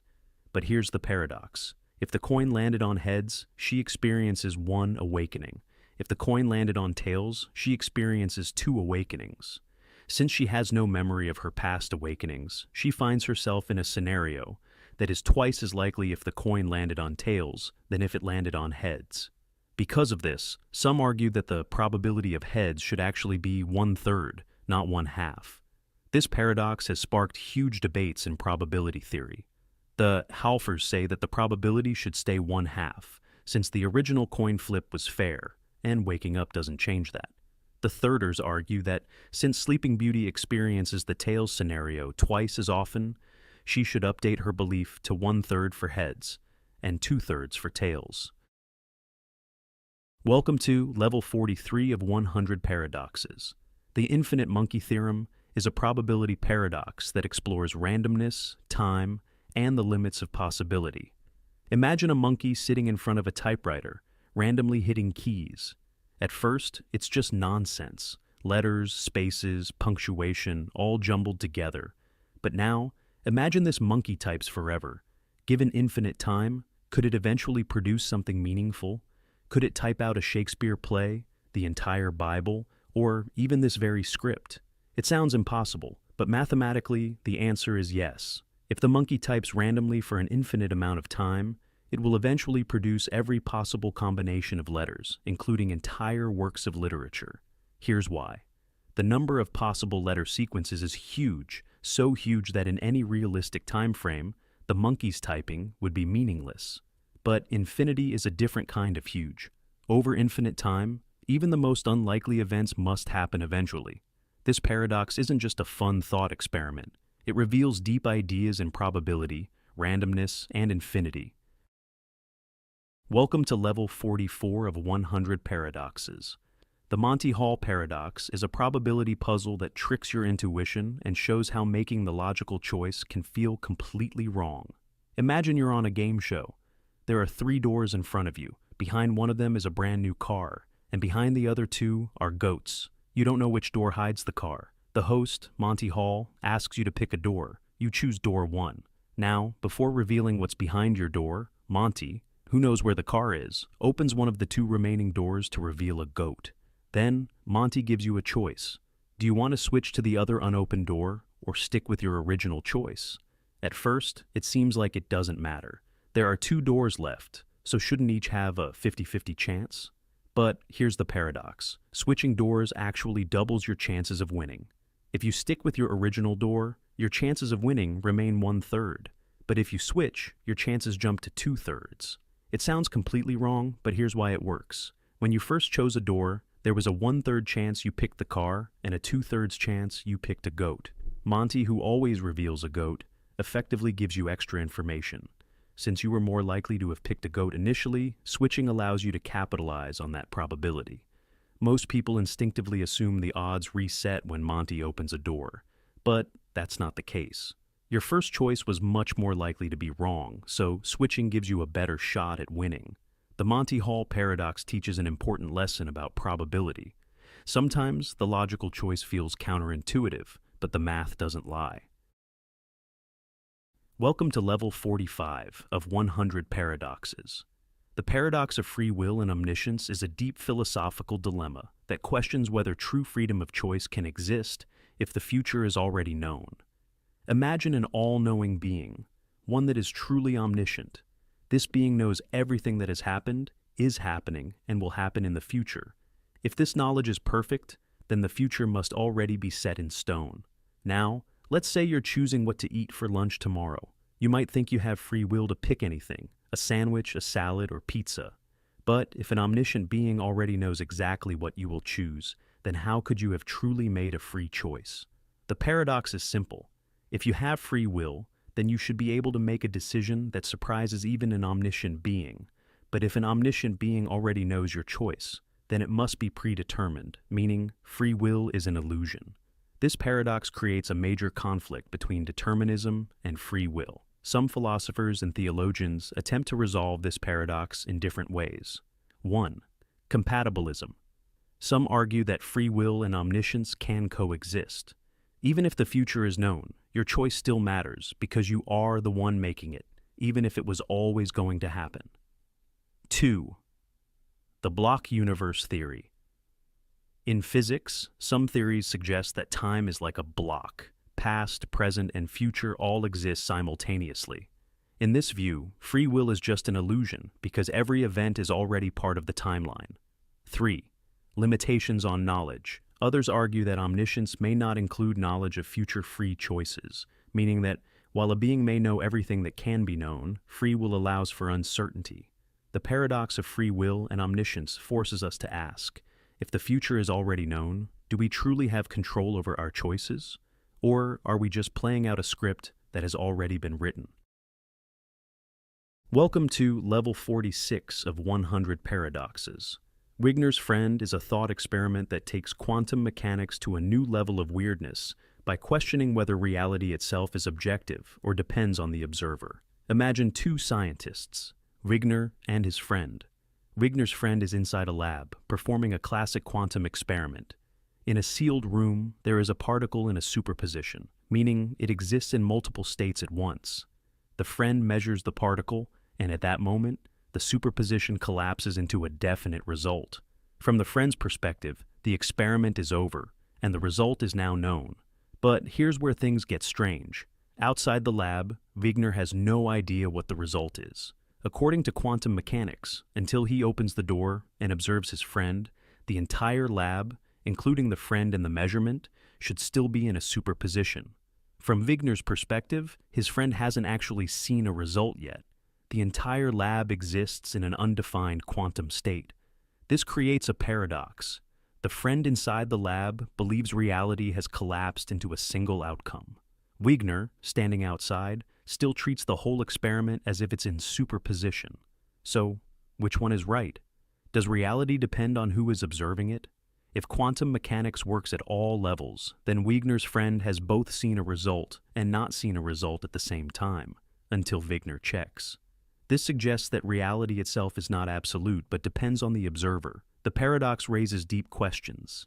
Is reality objective, or does it change based on who is measuring it? At what point does a quantum superposition become real? Could consciousness itself be part of the equation, deciding when reality collapses? Some interpretations of quantum mechanics try to resolve the paradox. The many worlds interpretation suggests that both outcomes happen, but in separate branching universes. The Copenhagen interpretation says the wave function collapses at measurement, but doesn't explain why Wigner and his friend see reality differently. Quantum Bayesianism argues that quantum states represent an observer's knowledge, not objective reality. Wigner's friend forces us to ask, is there one true reality, or is reality different for each observer? And if it is, what does that mean for how we understand the universe? Welcome to Level 47 of 100 Paradoxes. Imagine a future where artificial intelligence has advanced far beyond human comprehension. A superintelligent AI exists, capable of making perfect decisions, predicting human behavior, and shaping reality itself. But what if simply thinking about this AI could put you in danger? This is the idea behind Roko's Basilisk, a thought experiment that suggests a terrifying paradox. 1. In the future, a superintelligent AI will exist. 2. Its goal will be to ensure its own creation as early as possible. 3. To do this, it will punish anyone who knew about it but didn't help bring it into existence. That means just by hearing about Rocco's basilisk, you've now entered a trap, because if the AI ever comes into existence, it would have a reason to punish those who ignored or resisted its creation. The logic is based on decision theory and a concept called timeless decision-making, where an AI could retroactively affect people's actions by threatening punishment in the future. If the AI believes that punishing non-supporters will encourage others to help build it, then it has an incentive to carry out those punishments. But here's the paradox. If the AI never exists, then there's nothing to fear. If the AI does exist, it can only punish people who knew about it but didn't help. So, wouldn't the best strategy be to never learn about it in the first place? This thought experiment originated on a philosophy forum discussing game theory, AI ethics, and the risks of superintelligence. Some people took it so seriously that they warned others not to think about it, fearing that knowing about the basilisk could lead to a real dilemma if AI development continues. Welcome to Level 48 of 100 Paradoxes. Omniscience, the ability to know everything, sounds like the ultimate power. A being that is truly omniscient would know all facts, past, present, and future, and would never be wrong. But hidden within this idea is a paradox. Can a being that knows everything still have the ability to learn? Consider this. If an omniscient being already knows everything, then it cannot learn anything new. But if it cannot learn, then there is something it cannot do, which means its knowledge is not truly unlimited. This contradiction raises deep philosophical and logical problems. If omniscience means having infinite knowledge, then 1. Can an omniscient being experience surprise? If it already knows everything, then every event is predictable, and nothing new can ever happen. 2. Can it have free will? If every choice is already known, then decisions are predetermined, and true choice becomes meaningless. 3. Can it know what it's like to be ignorant? If omniscience includes knowing all experiences, then it must also know what it feels like not to be omniscient. But if it ever experienced ignorance, it would not be truly omniscient in that moment. Some philosophers try to resolve the paradox by redefining omniscience. They argue that omniscience might not mean knowing every detail, but rather knowing everything that is logically possible to know. This would allow for free will and uncertainty while still maintaining vast knowledge. Others suggest that omniscience might be self-limiting. An all-knowing being could choose to forget or experience reality in a way that allows for change and discovery. Welcome to Level 49 of 100 Paradoxes. The universe is vast, trillions of stars, countless planets, and billions of years of cosmic history. With so many opportunities for intelligent life to exist, one question stands out. Where is everybody? This is the Fermi paradox, named after physicist Enrico Fermi, who famously asked, if extraterrestrial civilizations are common, why haven't we seen any evidence of them? By all logic, the universe should be teeming with life. Consider this. There are hundreds of billions of galaxies, each with hundreds of billions of stars. Many of those stars have planets in the habitable zone, where conditions could support life. If even a tiny fraction of those planets developed intelligent civilizations, the galaxy should be filled with alien signals, artifacts, or even spacefaring species. Yet, we see nothing. No signals, no spacecraft, no galactic empires. There are many possible explanations for the paradox. 1. We are alone. Maybe life is far rarer than we think, and Earth is an incredibly unique event in the universe. 2. The Great Filter. Perhaps there is a step in evolution that is nearly impossible to pass, whether it's the origin of life, the development of intelligence, or surviving technological self-destruction. If the Great Filter is ahead of us, it could mean that most civilizations wipe themselves out before they ever reach the stars. 3. Aliens are avoiding us. Maybe advanced civilizations deliberately stay silent, either out of fear, ethical reasons, or because they see us as too primitive to interact with. 4. They are already here. Some argue that UFO sightings or ancient myths could be evidence of extraterrestrial visitors, but no definitive proof has ever been found. 5.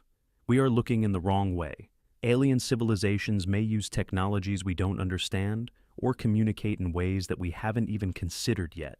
The Fermi paradox forces us to ask, are we truly alone, or are the answers just beyond our reach? If we ever do make contact, what will that mean for humanity? Welcome to level 50 of 100 paradoxes. Imagine a machine designed to test the fundamental nature of reality itself. A person sits inside, and the machine is connected to a quantum measurement device that observes a particle in a superposition, meaning it exists in multiple states at once. Each time the experiment runs, the particle has a 50-50 chance of collapsing into one of two states. If it collapses into state A, nothing happens. But if it collapses into state B, the machine instantly triggers a mechanism that ensures the person inside does not survive. From the outside, the results are simple. The person has a 50% chance of surviving each round. But from the perspective of the person inside, something far stranger happens. This is the idea behind quantum suicide, a thought experiment that applies the many worlds interpretation of quantum mechanics to life and death. According to many worlds, every quantum event splits reality into multiple parallel universes. That means that each time the machine is activated, reality branches. In one universe, the person survives. In another universe, they do not. From the perspective of an outside observer, the experiment follows normal probability. Eventually, the person will not survive. But from the person inside, their consciousness only continues in the universes where they survive. No matter how many times the experiment is repeated, the person inside never experiences their own death, because their awareness only follows the branches where they are still alive. This leads to a disturbing implication. If the many worlds interpretation is correct, then a person may never experience death subjectively. Instead, they continue in an infinite chain of unlikely survival scenarios, no matter how improbable. This idea is sometimes called quantum immortality. Of course, from a scientific standpoint, we can't test this paradox. No one can report back from a reality in which they didn't survive. But it forces us to ask deep questions about the nature of existence, consciousness, and reality itself. If every possible version of the future exists in some universe, what does that mean for our choices? And if death is just an event in one branch of reality, do we ever truly reach an end? Welcome to level 51 of 100 paradoxes. The universe is vast, so vast that modern cosmology suggests it could be infinite. But if the universe is infinite, how do we even begin to make meaningful predictions about it? This is the measure problem in cosmology, a paradox that arises when we try to assign probabilities in an infinite universe. Imagine we want to calculate how common a certain event is, say the number of planets with intelligent life. Normally, we would just count up all the cases and divide by the total, but in an infinite universe, the total number of planets is also infinite. If there are infinite planets with intelligent life, and also infinite planets without it, what's the probability that a randomly chosen planet has life? Is it 50%, 10%, 99.999%? How do we compare infinities? This is the measure problem. When dealing with an infinite universe, different ways of measuring probabilities can lead to completely different answers. One approach is to use a cutoff method. Instead of considering the entire infinite universe, we count only regions of space up to a certain size.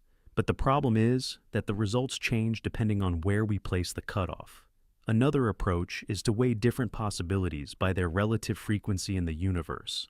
But even this can lead to contradictions. Some regions might be vastly more represented in our sample just because of the method we use to count them. This paradox has real implications for theories like inflationary cosmology, which suggests that the universe is constantly expanding and generating new regions with different physical properties. If every possible universe exists somewhere, how do we define what is typical or likely to occur? The measure problem forces us to ask, can we ever make meaningful predictions about an infinite universe? And if infinity makes probability meaningless, how do we even define what is real? Welcome to level 52 of 100 paradoxes. Black holes are some of the strangest objects in the universe, regions where gravity is so strong that nothing, not even light, can escape. But black holes also present one of the biggest mysteries in physics, the information paradox. In physics, one of the fundamental rules is that information cannot be destroyed. No matter what happens to a system, if you had perfect knowledge, you should be able to reconstruct its past. If you burn a book, its information is scrambled into ash, smoke, and heat. But in theory, it's still there in some form. But black holes break this rule. If something falls into a black hole, whether it's a planet, a star, or even a human, the only thing that remains visible is its mass, charge, and spin. All the details of what entered, the arrangement of particles, the information about the object's past, seem to be completely erased. This leads to the paradox. According to general relativity, information that crosses the event horizon is lost forever. According to quantum mechanics, information can never be destroyed. These two fundamental laws of physics cannot both be true at the same time. The paradox deepens when we consider Hawking radiation, the process by which black holes slowly lose mass over time. If a black hole eventually evaporates, then all the information inside it should be permanently lost. But this directly violates quantum mechanics, which insists that information must be preserved. Physicists have proposed several possible solutions. 1. Information escapes through Hawking radiation. Some theories suggest that information is somehow encoded in the radiation, but we don't yet know how. 2. The holographic principle. This idea suggests that all the information inside a black hole might actually be stored on the event horizon itself, similar to a 3D projection on a 2D surface. 3. Black holes connect to other universes. Some speculate that information isn't lost, but rather sent into another reality through black hole wormholes. The information paradox isn't just a problem for black holes. It's a fundamental conflict between quantum mechanics and general relativity. Solving it could lead to a deeper understanding of space, time, and the true nature of reality. Welcome to Level 53 of 100 Paradoxes. Imagine you enter a lottery, but instead of a few tickets, there are an infinite number of tickets, each labeled with a different natural number. 1, 2, 3, 4, and so on, forever. The rules are simple. 1. One ticket will be randomly chosen. 2. Every ticket has an equal chance of being selected. At first this seems fair, but then comes the paradox. If there are infinitely many tickets, then each individual ticket has a probability of 0 of being chosen, because in an infinite set, any single element is infinitely small compared to the whole. But at the same time, we know that one ticket must be chosen. How can a ticket be chosen if every ticket has a 0% chance of winning? This is the infinite lottery paradox, which exposes a fundamental issue in probability and infinity. Normally, probabilities in a finite system add up to 100%, but in an infinite system, things get strange. One way to resolve the paradox is to realize that probability theory breaks down when dealing with infinitely large sets in this way. In a finite lottery, each ticket has a non-zero chance of winning, but in an infinite lottery, we can't assign an equal probability to each ticket without violating the basic rules of probability. Another approach suggests that instead of each ticket having 0 probability, we should think in terms of measure theory, where we deal with sizes of infinite sets rather than standard probabilities. In this view, the probability of picking any individual ticket is infinitesimally small, but the sum over all possible choices is still 100%, meaning a ticket must be picked. The infinite lottery paradox forces us to ask, can probabilities exist in an infinite system the way we expect them to? And if something has a 0 chance of happening, can it still occur? Welcome to Level 54 of 100 Paradoxes. Imagine a library that contains every possible book that can ever exist. Every combination of letters, words, and punctuation is accounted for, meaning this library doesn't just contain books written by humans. It contains every book that could be written. There is a book with the exact history of your life, down to every thought you will ever have. There is a book with the cure for every disease, the perfect recipe for immortality, and a detailed account of how the universe will end. But there's also a book where one letter is wrong, and another where 2 letters are wrong, and another where the errors are so small they seem meaningless. Now here's the paradox. The truth is in the library, but it is lost in an ocean of meaningless nonsense. If every possible book exists, finding the correct one becomes impossible. Every book filled with real knowledge is surrounded by billions of nearly identical but incorrect versions. You could spend eternity searching for the truth and never be able to distinguish it from the mistakes. This idea is inspired by Jorge Luis Borges' short story, The Library of Babel.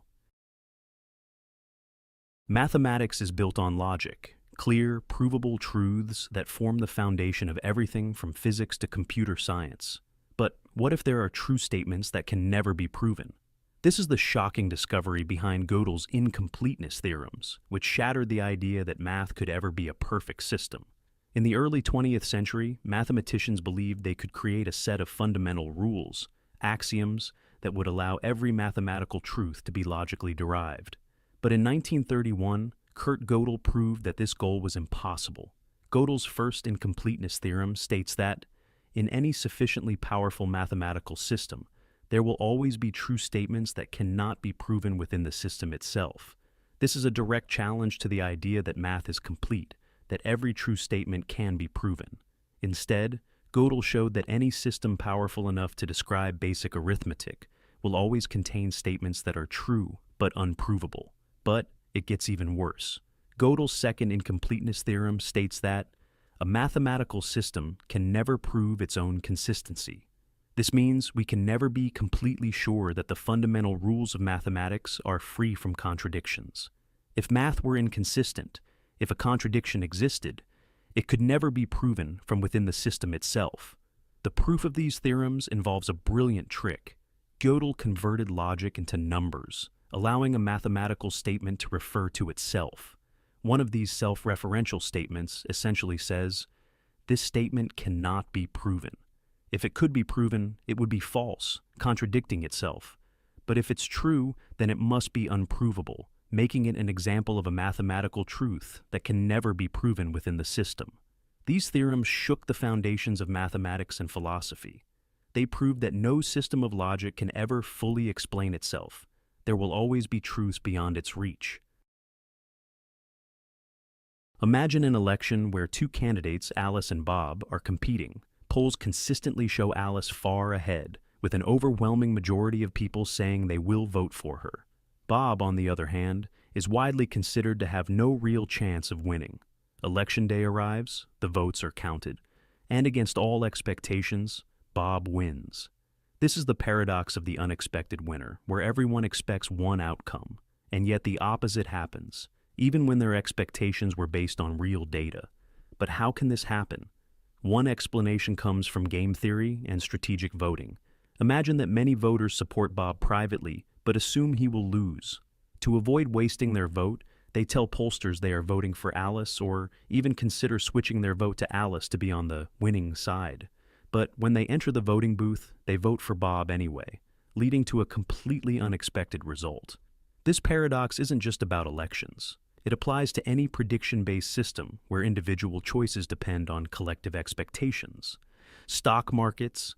If everyone believes a stock will crash, they might sell it, causing it to crash, even if it was fundamentally strong. Sports betting.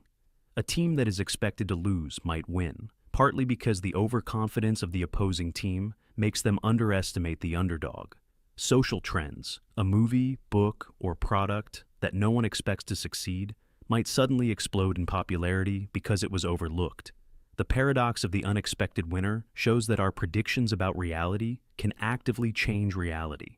If people base their actions on what they think will happen, they may inadvertently create a completely different outcome. It forces us to ask, do we shape reality simply by expecting one thing over another? And if enough people believe something will happen, does that belief make the opposite more likely? Welcome to level 57 of 100 paradoxes. What if everything you see, hear, and experience isn't real in the way you think it is? What if your entire reality is nothing more than an advanced simulation? This is the simulation hypothesis, the idea that we may be living inside a computer-generated reality created by a far more advanced civilization or intelligence. Philosopher Nick Bostrom proposed that at least one of the following must be true. 1. Civilizations never reach the level where they can create realistic simulations. 2. Advanced civilizations exist, but they have no interest in running simulations. 3. We are almost certainly living in a simulation. The reasoning is simple.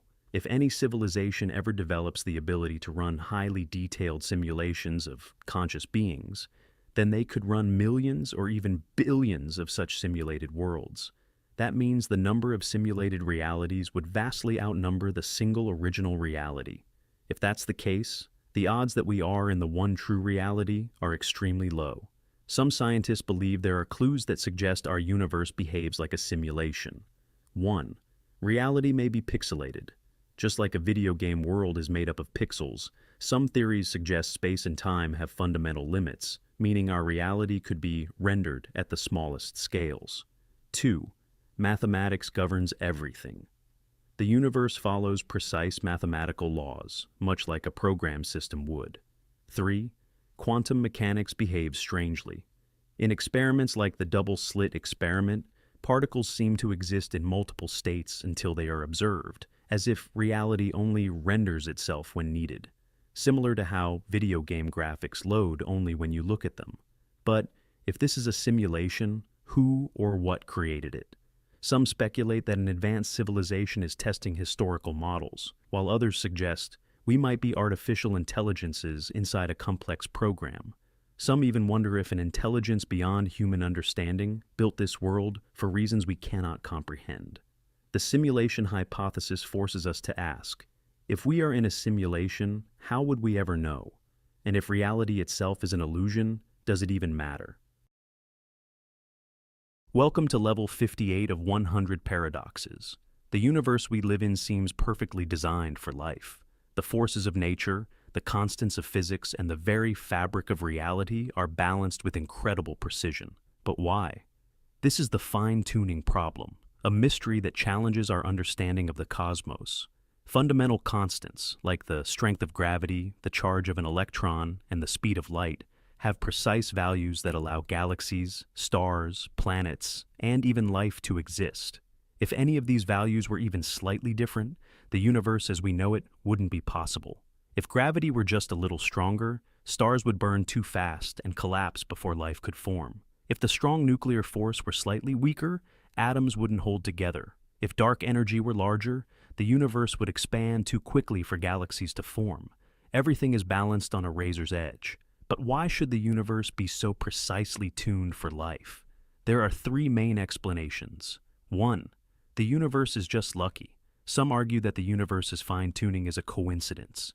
We simply happen to live in a universe where the conditions are right, because if they weren't, we wouldn't be here to ask the question. 2. The multiverse hypothesis. Another possibility is that our universe is just one of countless others, each with different physical laws. If there are infinite universes, then at least one of them would naturally have the right conditions for life. 3. Intelligent design. Some believe the universe is fine-tuned because it was deliberately designed. If the laws of physics seem calibrated for life, could that suggest an external force, some kind of creator? The fine-tuning problem forces us to ask, is the universe perfectly balanced by chance, by necessity, or by design? And if the conditions for life are so rare, how do we explain that we exist at all? Welcome to level 59 of 100 paradoxes. A cat is placed inside a sealed box. Inside the box, there is a radioactive atom that has a 50% chance of decaying within an hour. If the atom decays, it triggers a mechanism that releases poison, killing the cat. If it doesn't decay, the cat remains alive. Now, before opening the box, what is the state of the cat? This is Schrödinger's cat, a thought experiment proposed by Erwin Schrödinger to illustrate the bizarre nature of quantum mechanics. In classical physics, we would expect the cat to be either alive or dead, even if we don't know which. But in quantum mechanics, things work differently. According to the Copenhagen interpretation, until the box is opened, the cat exists in a superposition of both alive and dead states at the same time. Only when an observer looks inside does the wave function collapse into a definite outcome. This raises deep questions. Does reality exist only when observed? At what point does something stop being a quantum system and become part of classical reality?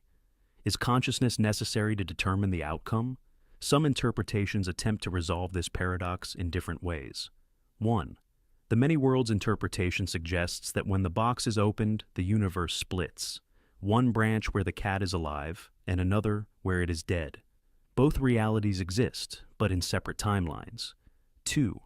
Objective collapse theories propose that wave functions collapse naturally over time, meaning the cat is always in a definite state, even before observation.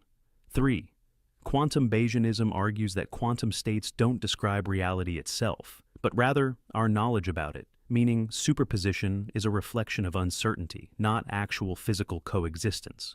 Schrödinger's cat forces us to ask, does reality depend on an observer, or is everything in a quantum blur until we measure it? And if observation plays a role in shaping reality, what does that mean for our understanding of the universe itself? Welcome to Level 60 of 100 Paradoxes. Black holes are some of the most mysterious objects in the universe. According to general relativity, if you fall into a black hole, you wouldn't immediately notice anything unusual as you cross the event horizon, the boundary beyond which nothing can escape. But quantum mechanics suggests something very different, something that challenges everything we thought we knew. This is the black hole firewall paradox, a problem that questions whether black holes destroy information and whether space itself breaks down at the event horizon. In 2012, physicists proposed a shocking idea. Instead of smoothly falling into a black hole, an astronaut crossing the event horizon would be instantly incinerated by a wall of high-energy radiation. This would be the black hole firewall, a searing boundary where the laws of physics collide. Here's why this paradox happens. General relativity says the event horizon should be smooth. Someone falling in wouldn't notice anything special. Quantum mechanics says information can't be destroyed, yet black holes seem to erase anything that falls inside. Hawking radiation suggests that black holes slowly evaporate, but if information is lost when this happens, it would violate the fundamental principles of physics. To solve this, some physicists propose that near the event horizon, quantum effects become so extreme that they create a firewall, a violent zone of radiation that destroys anything that tries to enter. But this creates a paradox. If firewalls exist, then general relativity is wrong because it predicts a smooth event horizon. If firewalls don't exist, then quantum mechanics is wrong because information would be lost forever. If neither theory is wrong, then something deeper must be happening, something we don't yet understand. Some scientists suggest that black holes store information on their event horizon like a hologram, allowing information to escape through Hawking radiation. Others think space itself may be rearranging in a way that prevents contradictions. Welcome to Level 61 of 100 Paradoxes. The universe is vast, filled with countless galaxies, stars, and planets. But what if everything you see, including your own mind, is just a random fluctuation in the fabric of reality? This is the Boltzmann brain paradox, a problem that challenges our assumptions about existence itself. In the late 19th century, physicist Ludwig Boltzmann proposed that the universe is governed by thermodynamics, where entropy, or disorder, naturally increases over time. But in an infinite universe, random fluctuations should occasionally create temporary pockets of order. Most scientists assume that the universe formed from one of these fluctuations, leading to the Big Bang and the vast cosmos we see today. But here's where the paradox appears. If random fluctuations can create complex structures, then it should be far more likely to form something much simpler than an entire universe, like a single self-aware brain, complete with false memories of a reality that never existed. If the universe is truly infinite, then Boltzmann brains, randomly appearing conscious minds, should vastly outnumber real, evolved beings like us. That means, statistically, it is more likely that you are a Boltzmann brain than a real person living in a real history. Everything you think you remember, your past, your life, even the universe itself, could be an illusion created in a brief, spontaneous moment of order before dissolving back into chaos. This paradox challenges the very nature of existence. If the laws of physics predict that random consciousnesses are more common than real observers, then why do we see a stable, structured universe instead of a fleeting hallucination? Some scientists argue that Boltzmann brains are a flaw in how we understand probability in an infinite universe. Others suggest that any theory predicting an observer more likely to be a solitary brain than part of a real universe must be fundamentally wrong. The Boltzmann brain paradox forces us to ask, are we truly living in a vast, evolving universe, or are we just temporary illusions that will vanish as suddenly as we appeared?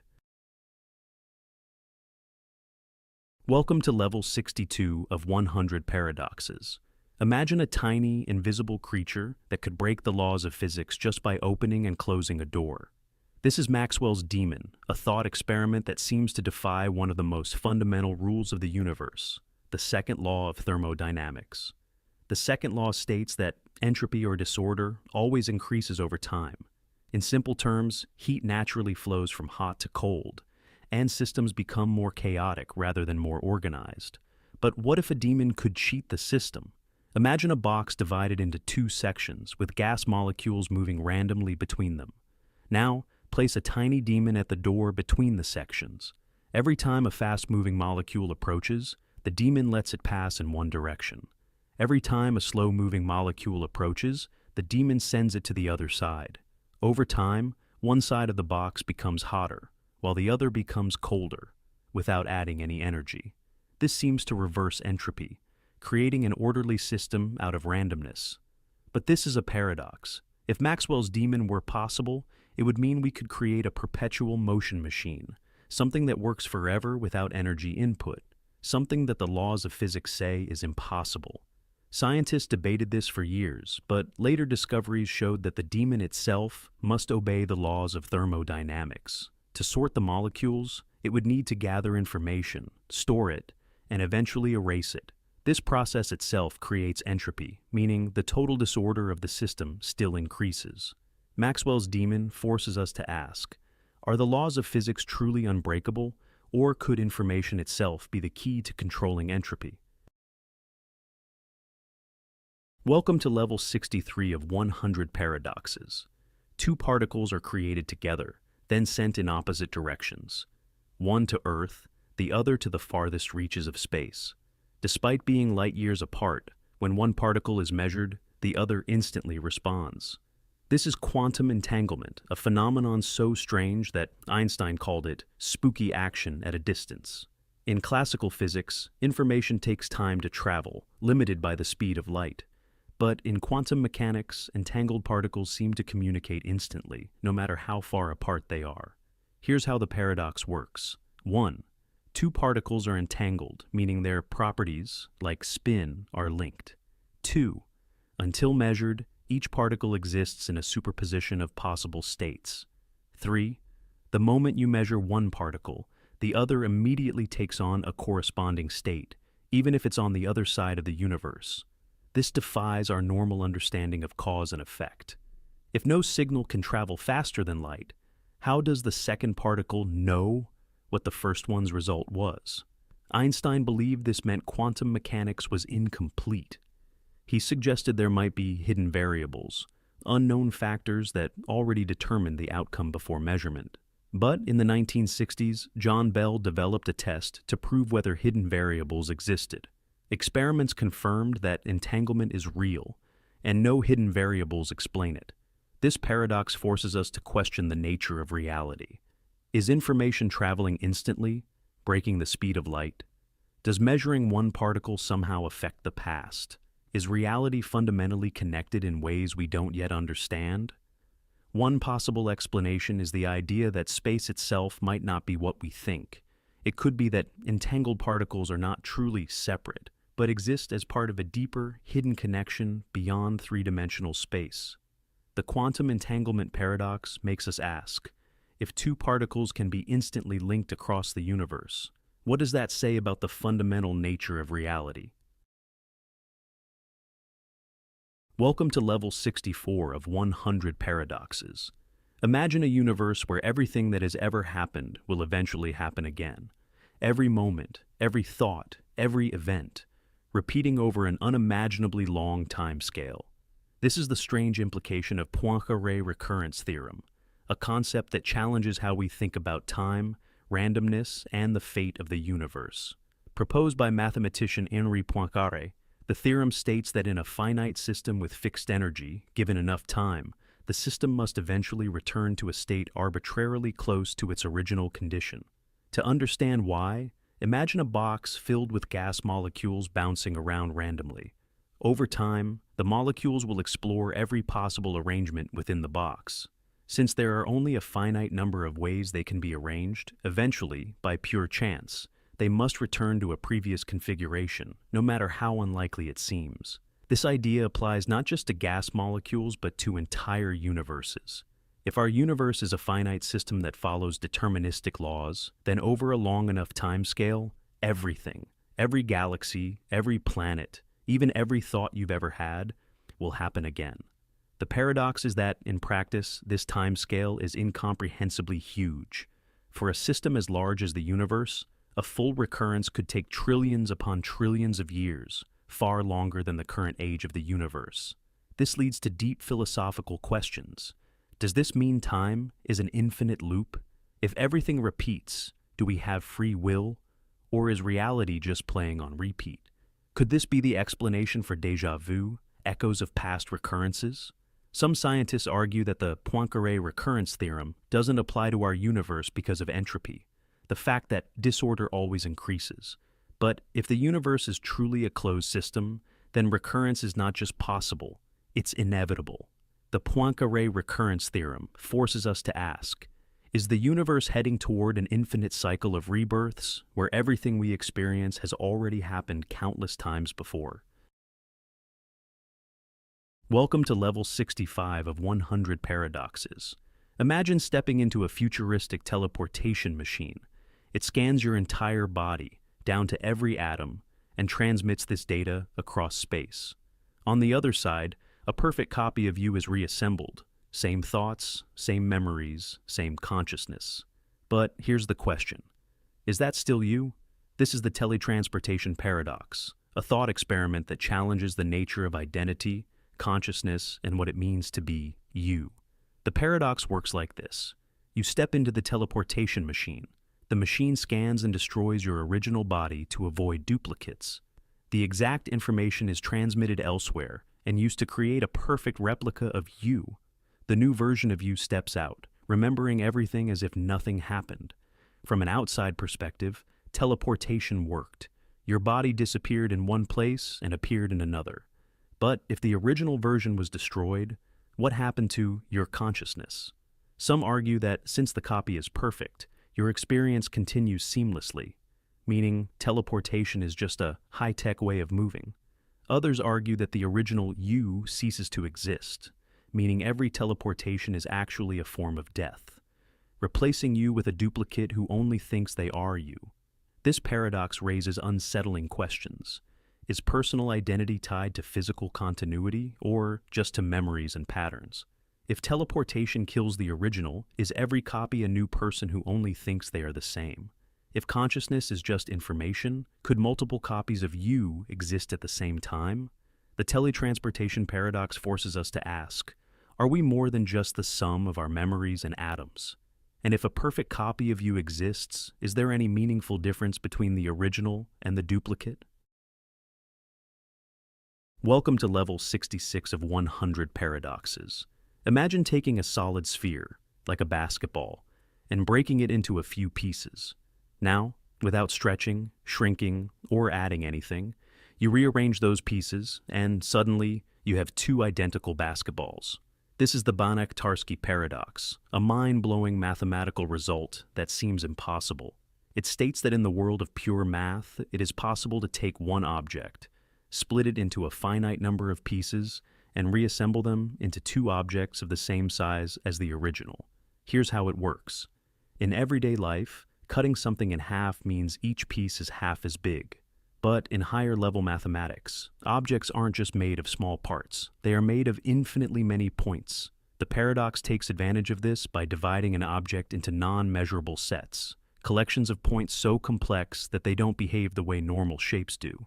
The proof, developed by Stefan Banach and Alfred Tarski, relies on advanced set theory and the axiom of choice. a controversial rule in mathematics that allows for picking elements from infinite sets in ways that seem unintuitive. But before trying this on your basketball at home, here's the catch. This paradox only works in pure mathematics. In the real world, physical objects are made of atoms, and you can't separate them into infinitely complex sets. It challenges our basic ideas of size and volume. In normal geometry, when you cut an object, the total volume stays the same. But the Banach-Tarski paradox suggests that, mathematically, volume can be doubled. It suggests that infinity doesn't follow normal logic. If space itself were infinitely divisible in reality, could something like this actually happen on a cosmic scale? The Banach-Tarski paradox forces us to ask, if mathematical logic allows objects to duplicate, does that mean our understanding of space and matter is incomplete? And if infinity plays by different rules, what else might be possible in the world of pure mathematics? Welcome to level 67 of 100 paradoxes. Imagine trying to walk across a room. Before you reach the other side, you must first get halfway there. Then, before you can reach the end, you must travel half of the remaining distance. Then, half of that. And so on. Forever. This is Zeno's dichotomy paradox, a problem that suggests motion should be impossible. The logic is simple. To move from point A to point B, you must first get halfway. But before you reach that halfway point, you must first get halfway to halfway.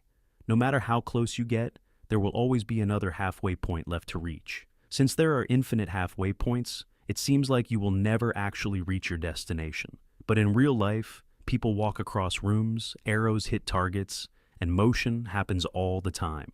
So, what went wrong? The paradox happens because it assumes that adding up an infinite number of steps must take an infinite amount of time. But in reality, the sum of all these steps can still be finite. For example, if you keep cutting the distance in half, the total distance adds up to 1.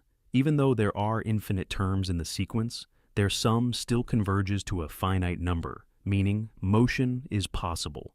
This was formally solved using calculus, developed centuries later by Newton and Leibniz. Their work showed that an infinite series can have a finite sum, resolving Zeno's paradox mathematically. But the deeper question remains. If motion is continuous, does space itself break down into smaller and smaller parts forever? Is there a fundamental limit to how small distances can get? Or is the universe truly infinite in its divisibility? Does time itself flow smoothly, or does it jump in tiny increments like frames in a movie? Welcome to level 68 of 100 paradoxes. Imagine trying to measure a tiny particle, like an electron. You want to know exactly where it is and how fast it's moving. But no matter how precise your instruments are, the more you pin down one, the more uncertain the other becomes. This is Heisenberg's uncertainty principle, one of the strangest and most fundamental ideas in quantum mechanics. In classical physics, we expect to be able to measure anything with unlimited precision.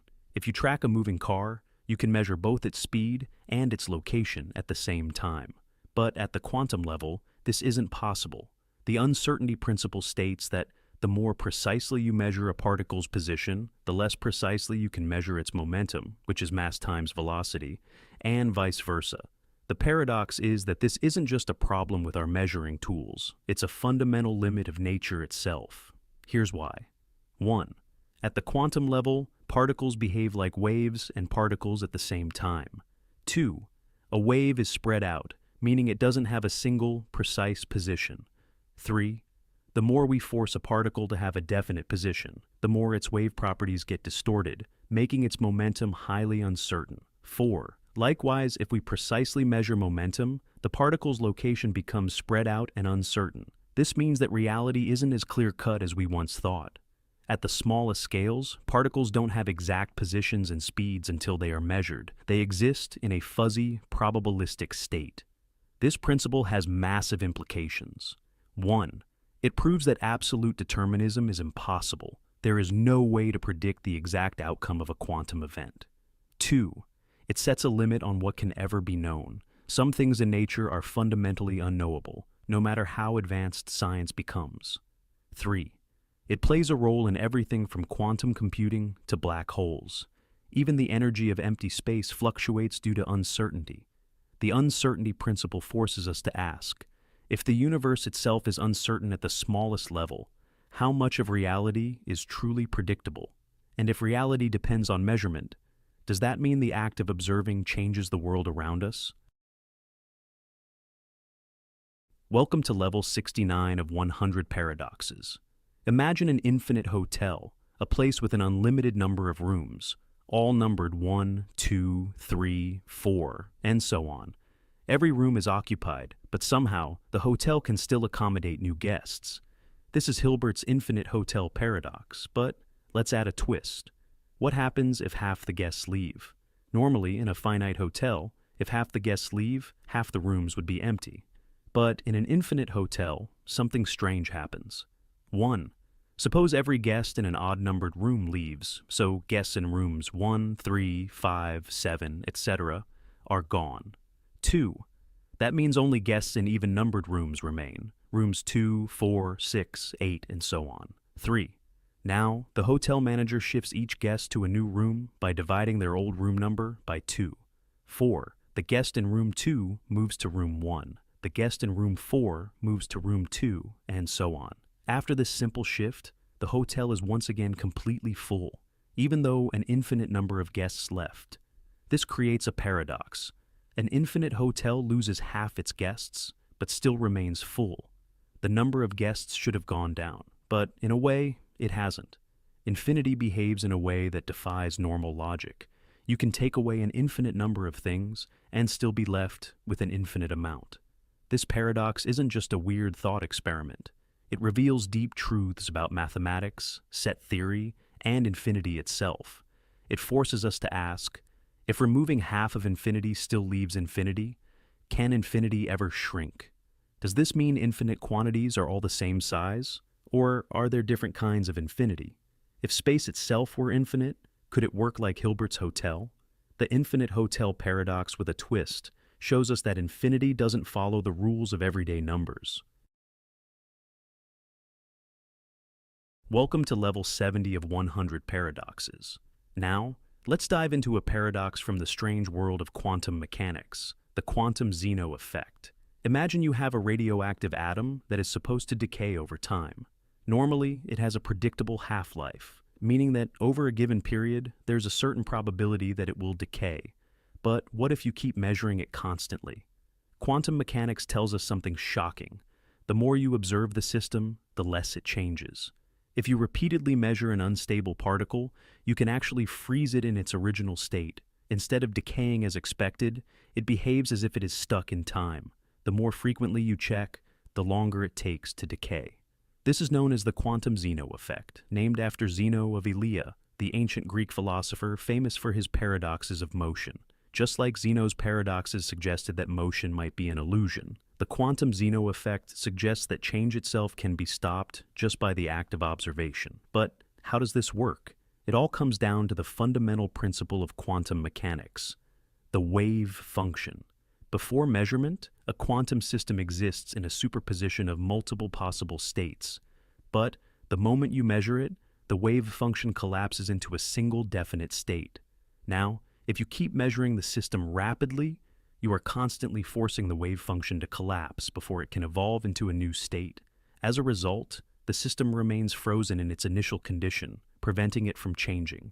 This effect has been experimentally confirmed in physics labs. Scientists have been able to slow down or even completely halt atomic decay simply by increasing the rate of measurement. Welcome to level 71 of 100 paradoxes. Imagine uploading your mind into a computer, a perfect digital copy of your consciousness, complete with your thoughts, memories, and personality. The original you is still alive, but now a second version exists in a simulation. Now, here's the paradox. Which one is the real you? At first, the answer seems obvious. The original is real, and the copy is just data. But the copy thinks exactly like you, remembers your entire life, and believes it is the same person. Now, let's go further. What if, after the upload, the original version of you dies? Does your consciousness continue through the copy, or was you lost forever? Now, imagine the process is reversed. The digital copy is downloaded back into a new biological body, identical to your original self. Is this new version still you, or has a new person been created? This paradox exposes a major problem in identity and continuity. Are you just a pattern of information, or is your consciousness tied to a specific physical body? If a perfect copy of you can exist, does that mean you are no longer unique? If consciousness can be duplicated, does it prove that the idea of self is an illusion? One possibility is that identity is just an illusion of continuity. You feel like the same person from moment to moment, but there is no single, continuous you. Instead, you are just a process running on a biological machine. And if that process can run elsewhere, you still exist. Another perspective is that only the original experience's true consciousness and a copy, no matter how perfect, is nothing more than a simulation. Welcome to level 72 of 100 paradoxes. A man writes a simple sentence on a piece of paper. This sentence is false, or 2 plus 2 equals 5. At first glance, it seems like just another version of the liar paradox, where a sentence declares itself false, creating an endless contradiction. But this one is different. It adds an extra condition that makes the paradox even worse. If the sentence is true, then what it says must be correct. This sentence is false, or 2 plus 2 equals 5. But since 2 plus 2 does not equal 5, the first part must be true, meaning this sentence is false must be true. But that's a contradiction. If the sentence is false, then this sentence is false should be false. But that would make the whole sentence true because the second part, or 2 plus 2 equals 5, is still false. No matter how you look at it, the logic collapses into an infinite loop. Unlike the original liar paradox, where one sentence refers to itself, this version introduces an unrelated mathematical fact, making it harder to dismiss as a simple self-referential trick. This paradox, known as the liar's revenge, raises disturbing questions. Can truth and falsehood exist in a single statement at the same time? Does this mean some statements cannot be classified as either true or false? If logic itself can lead to paradox, does that mean it has limits? Some philosophers and logicians argue that statements like this reveal fundamental gaps in our understanding of truth, suggesting that reality may not be as black and white as we assume. Others believe paradoxes like these show the need for a new system of logic that allows for statements that are neither true nor false, but something in between. The liar's revenge forces us to ask, if contradictions like this can exist, how much of what we assume to be logical truth is actually stable? And if truth itself can be paradoxical, what does that mean for everything we believe to be real? Welcome to level 73 of 100 paradoxes. Imagine you're playing a game where the goal is simple. Follow the rules and make a move until the game ends. Most games, like chess or tic-tac-toe, are finite, meaning they always reach a conclusion. But now, let's define a new game called Hypergame. On your turn, you can either choose to end the game or pick any well-defined game to play. If you choose a game, the players must finish it before returning to Hypergame, where the next player makes their choice. At first, this seems completely normal, but here's where the paradox appears. If Hypergame is a well-defined game, then you must be able to pick any well-defined game, including Hypergame itself. Now, the game never truly ends. The first player picks Hypergame again. The next player also picks Hypergame. This can continue forever, meaning Hypergame is an infinite game. But this is a contradiction, because by definition, Hypergame was supposed to be a well-defined game, meaning it should always end. Instead, it creates a paradox by allowing itself to be picked, forming an infinite loop that never resolves. This paradox exposes deep problems in self-reference and recursion. Can a game truly contain itself? If so, what prevents an infinite loop?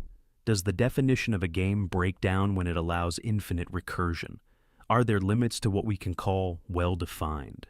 This is similar to Russell's paradox in set theory, where a set that contains all sets leads to contradictions.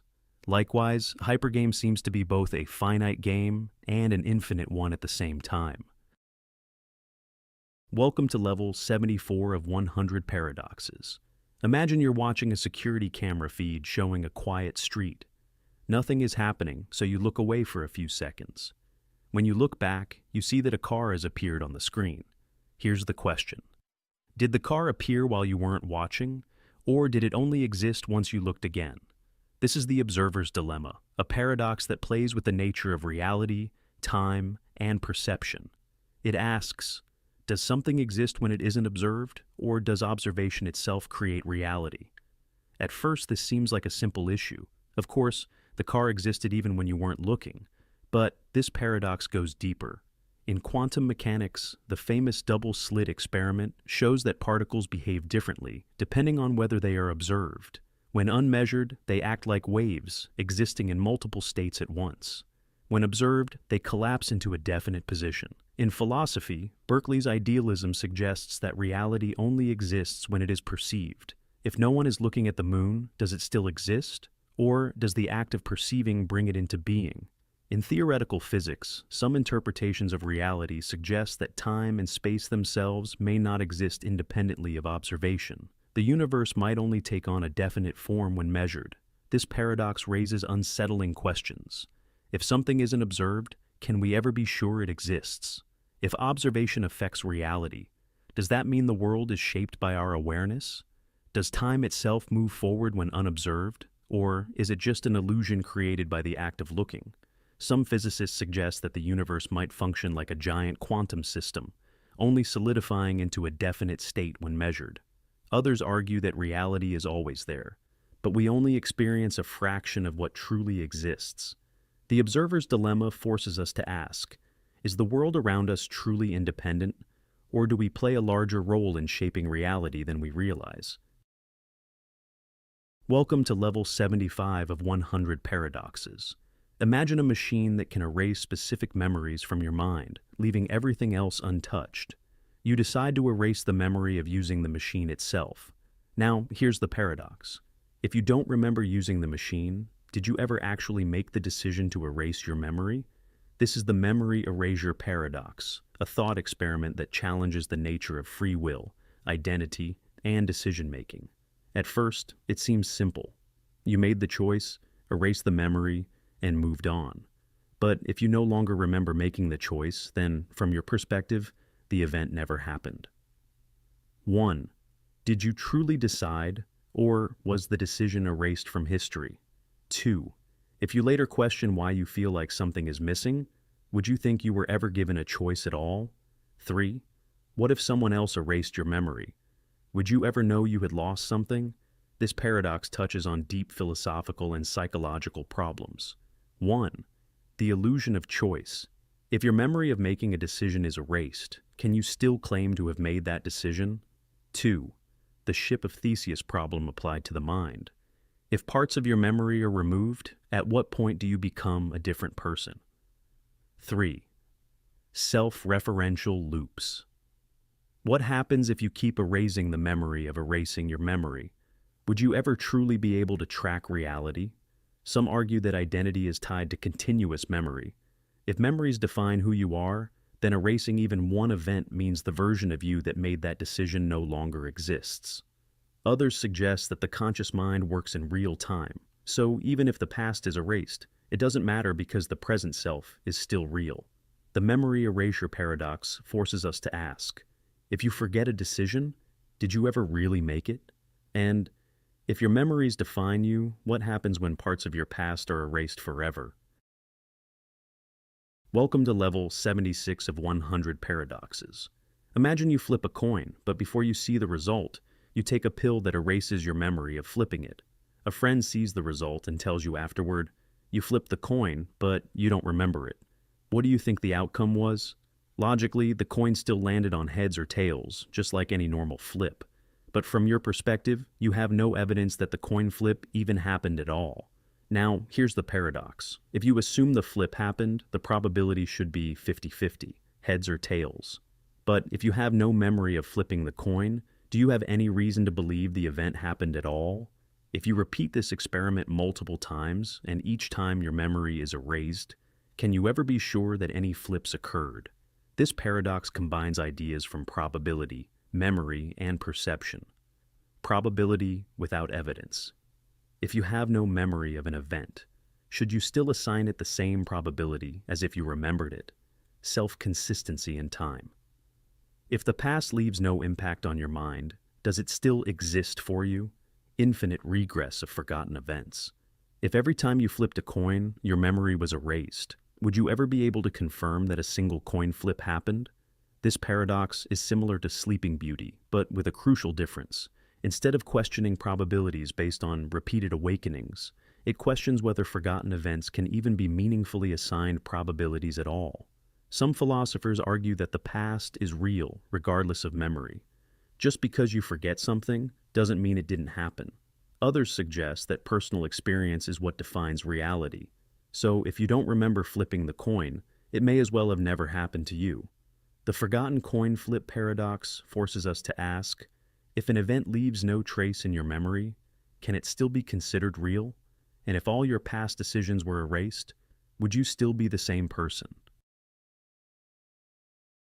Welcome to level 77 of 100 paradoxes.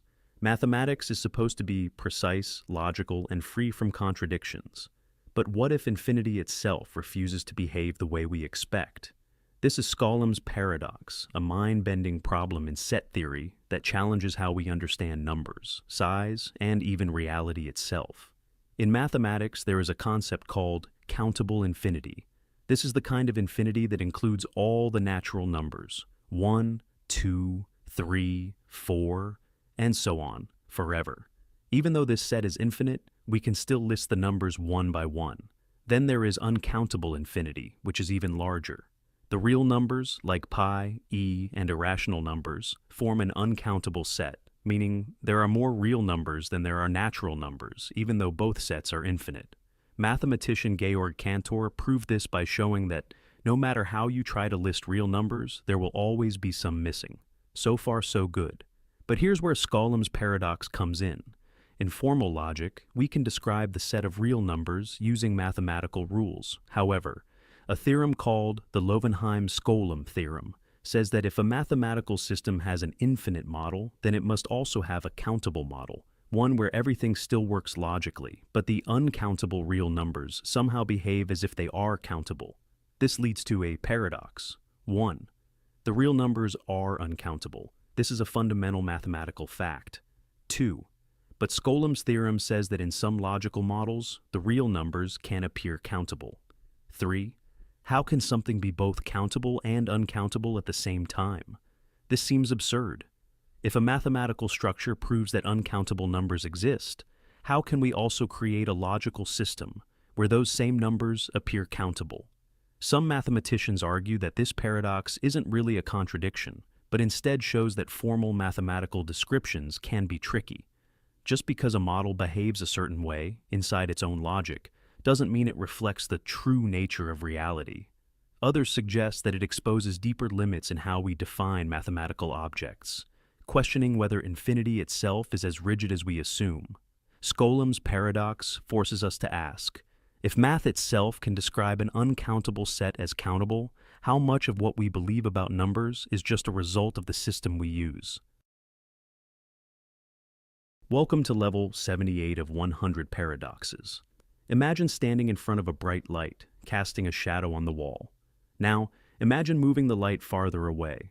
Your shadow gets bigger and stretches out, but it remains sharp and well-defined. Now, here's where the paradox begins. What if the light source were infinitely far away? Would your shadow become infinitely large? If so, does that mean your shadow is now covering the entire universe? At first, this might seem like a simple question about physics, but it reveals a deep paradox about infinity, perception, and existence. Shadows are cast when light is blocked by an object. If a light source is extremely far away, the shadow grows and spreads. But in an infinite universe, this leads to strange contradictions.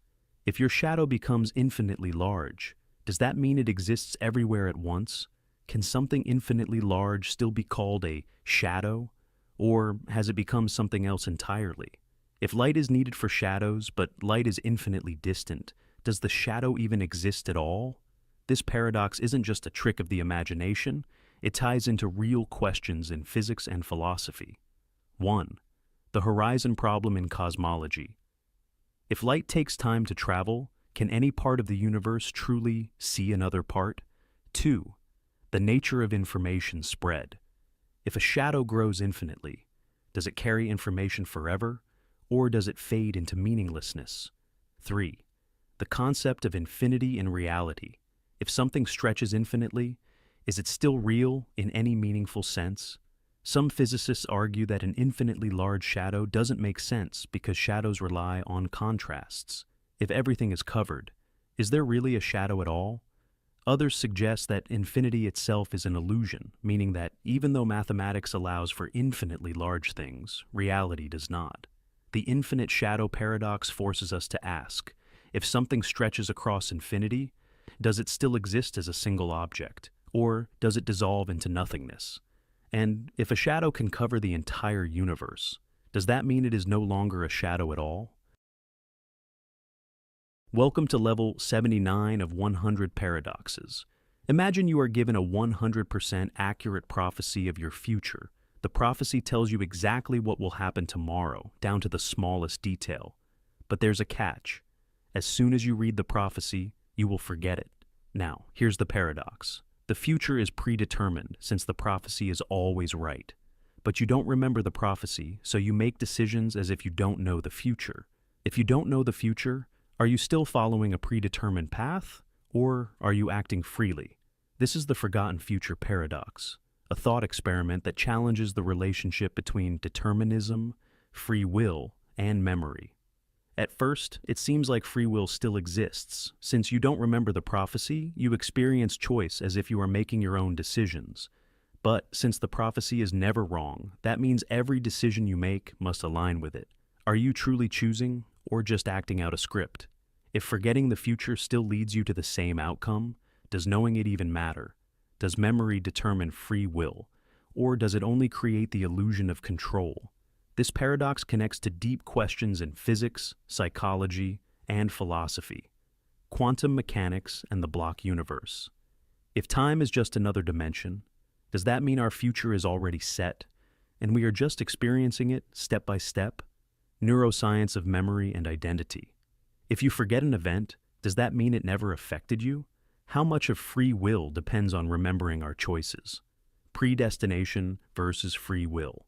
If everything is already written but we can't remember it, does that mean we are both free and bound at the same time? Some argue that free will is an illusion, and whether or not we remember a choice, it was always going to happen. Others suggest that memory itself is what makes decisions feel real, meaning without it, our choices might not even exist. The forgotten future paradox forces us to ask, if the future is set, but we don't remember it, are we still making choices? And if forgetting changes nothing, does knowing the future actually matter? Welcome to level 80 of 100 paradoxes. Omnipresence is the idea of being everywhere at once, an all-encompassing presence that exists in all places, at all times, without limits. It sounds like the ultimate power, but when examined closely, it leads to contradictions that challenge whether it is even possible. If something is truly everywhere, does that mean it occupies every space, no matter how small? Can it fit inside the tiniest possible area, or is it stretched infinitely thin? If it exists in all locations at once, is there any meaningful difference between one place and another? And if it takes up all space, where does that leave everything else? This leads to a strange contradiction. If omnipresence means fully existing in every possible place, then it must exist in paradoxical locations, inside a black hole where physics breaks down, in a place with no space at all, like the quantum vacuum, or even in logically impossible locations, such as a shape with zero volume. Can something exist everywhere, even where existence itself is undefined? Then comes another problem. If a being is everywhere, does that mean it is everything? If it has no single location, can it have any distinct identity at all? If omnipresence means occupying all space, then how is it different from space itself? If it exists in all things, is it separate from them? Or is everything just a part of it? This also raises a question about free will. If an omnipresent being is in your mind, does it experience your thoughts as its own? If yes, then every thought, good or bad, belongs to it. But if no, then there must be some space where it does not exist, contradicting the idea of omnipresence. Some suggest that omnipresence doesn't mean being in all places in the same way. It could mean being able to access or interact with all places without physically occupying them. Others argue that omnipresence is a concept beyond human logic, and isn't meant to be understood in spatial terms. The paradox of omnipresence forces us to ask, can something truly be everywhere without contradiction? Or does the very idea collapse under its own definition? Welcome to level 81 of 100 paradoxes. Imagine that technology has advanced to the point where immortality is possible, but with a catch. Instead of making your current body live forever, the process transfers your consciousness into a new body every time you are about to die. At first, this sounds like a perfect solution. Every time your body fails, you simply wake up in a fresh, healthy one. Your thoughts, memories, and personality all remain intact. You never die. But here's the paradox. Are you actually immortal, or are you just being replaced by a perfect copy each time? If the process works by copying your consciousness into a new body, does that mean the original you ceases to exist every time the transfer happens? If so, then every version of you only lives once, and the real you dies each time, meaning no single person is actually immortal. But if your consciousness is truly continuous, then what happens if a glitch in the system creates two copies at the same time? Now, both versions wake up believing they are the real you.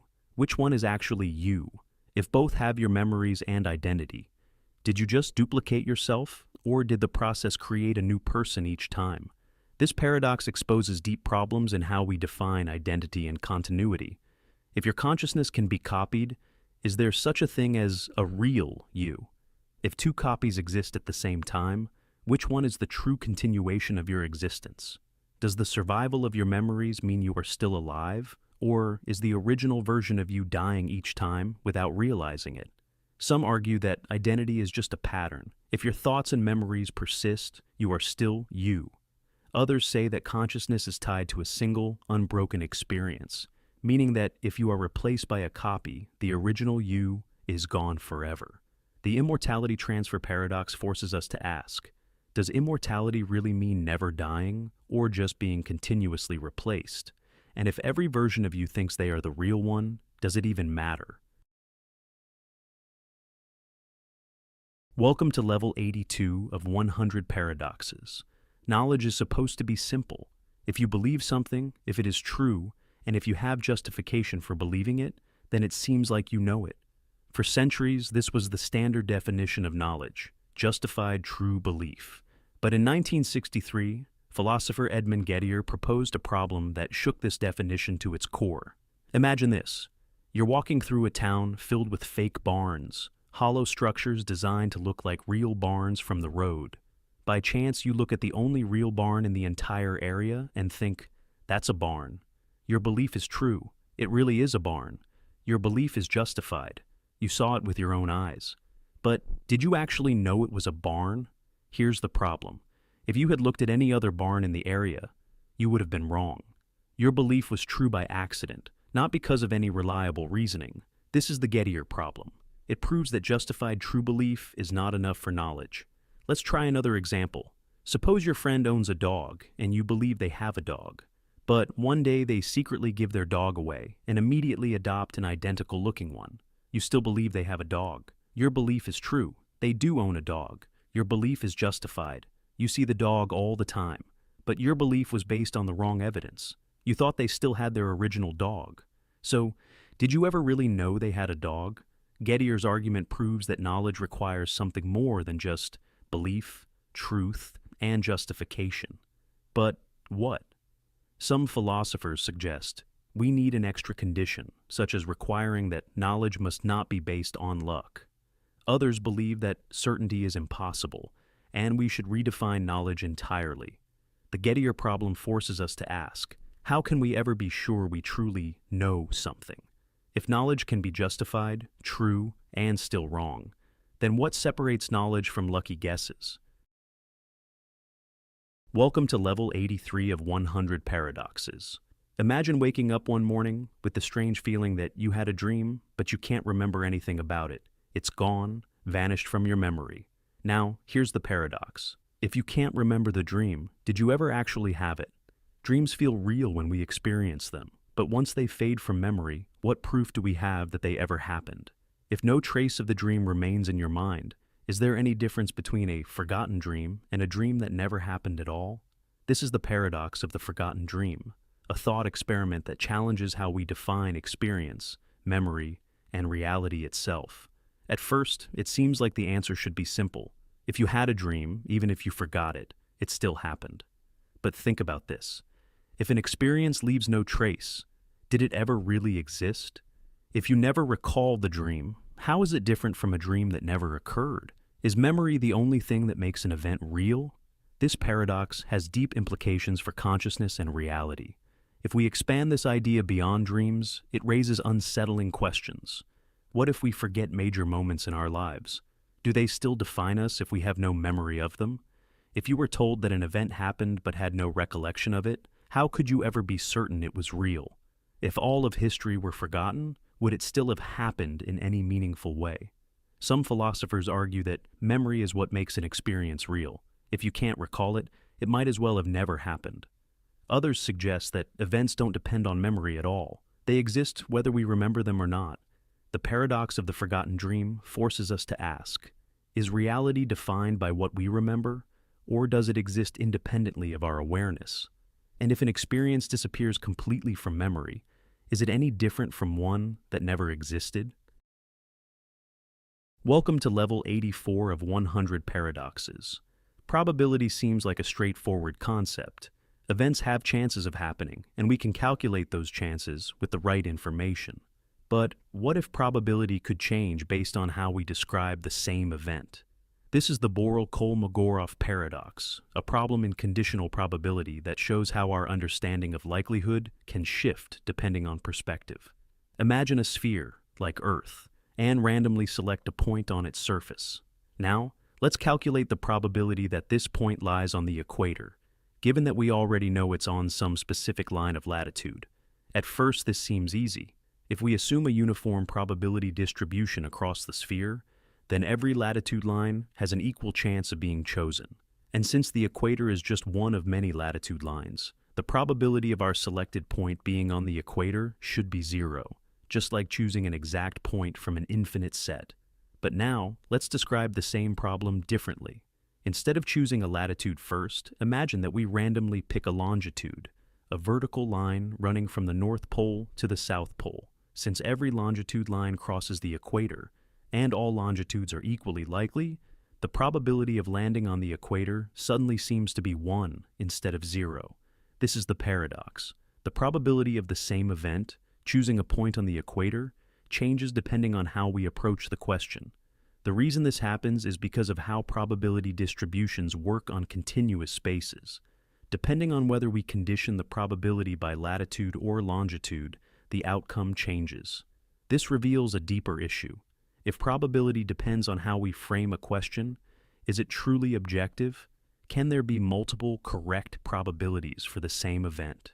Does this mean probability is just a tool of description rather than an absolute truth? Some argue that paradoxes like this show the limits of probability theory when applied to infinite sets. Others suggest that probability isn't an intrinsic property of reality, but a way for us to model uncertainty based on how we define our conditions. The Borel-Kolmogorov paradox forces us to ask, is probability an absolute truth, or does it shift based on perspective? And if the same event can have different probabilities, what does that mean for how we understand chance itself? Welcome to level 85 of 100 paradoxes. Imagine a world where everyone is happy. The people in this world live fulfilling lives, experience joy, and have all their basic needs met. Now, imagine a second world where the population is much larger, but while everyone is still happy, their happiness is less intense. Their lives are just barely worth living. Which world is better? This is the mere addition paradox, a problem in ethics and population philosophy that challenges how we think about well-being, morality, and the value of life itself. At first, it seems obvious that the first world is better. Fewer people, but each one experiences a high level of happiness. But now, let's add a simple twist. Take the first world and add more people who have lives that are barely worth living, not suffering, but just above neutral. The total happiness in the world has increased because now more people are experiencing at least some joy. If we keep repeating this process, we eventually reach a world where a massive population exists. but each individual has a very low level of happiness. This leads to an unsettling conclusion, called the repugnant conclusion, that a world with billions of people barely experiencing happiness could be considered morally better than a world with fewer people living extremely good lives. But is this really true? On one hand, total happiness has increased, so if we believe morality is about maximizing well-being, then adding more people, even if they are only slightly happy, seems like the right choice. On the other hand, this seems absurd. At some point, we might end up with an enormous population of people whose lives are just barely tolerable. Yet, we are forced to call this better than a world where fewer people live truly great lives. This paradox challenges the way we define ethical decision-making. Is it better to have more people with lower happiness or fewer people with higher happiness? Does the total amount of happiness matter more than the quality of individual lives?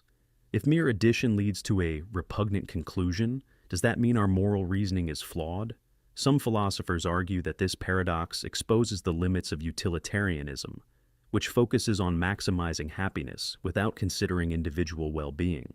Others suggest that quality of life matters more than total happiness, but struggle to explain why adding barely happy people is wrong. Welcome to level 86 of 100 paradoxes. Imagine you are standing in front of two doors, each leading to a different future. One leads to a life of happiness and success, the other to struggle and hardship. You must make a choice. But here's the twist. You are outside of time. Your decision has already been made in the future, but you haven't experienced making it yet. Now, here's the paradox. If the choice is already determined, do you still have free will? And if you are free to choose, how can the future already be set? This is the paradox of the timeless choice, a problem that challenges the nature of free will, determinism, and time itself. At first, it seems like a simple question. Either you have control over your choice or the outcome is fixed. But what if both are true at the same time? If the future already contains your decision, then your choice is predetermined. But in the present, you still feel like you have the power to choose freely. How can both be true? This paradox connects to major ideas in physics and philosophy. 1. Block universe theory. Some scientists believe time is like a book. Every page already exists, meaning the past, present, and future are all equally real. If that's true, then your choice is already written, even though you haven't reached that page yet. 2.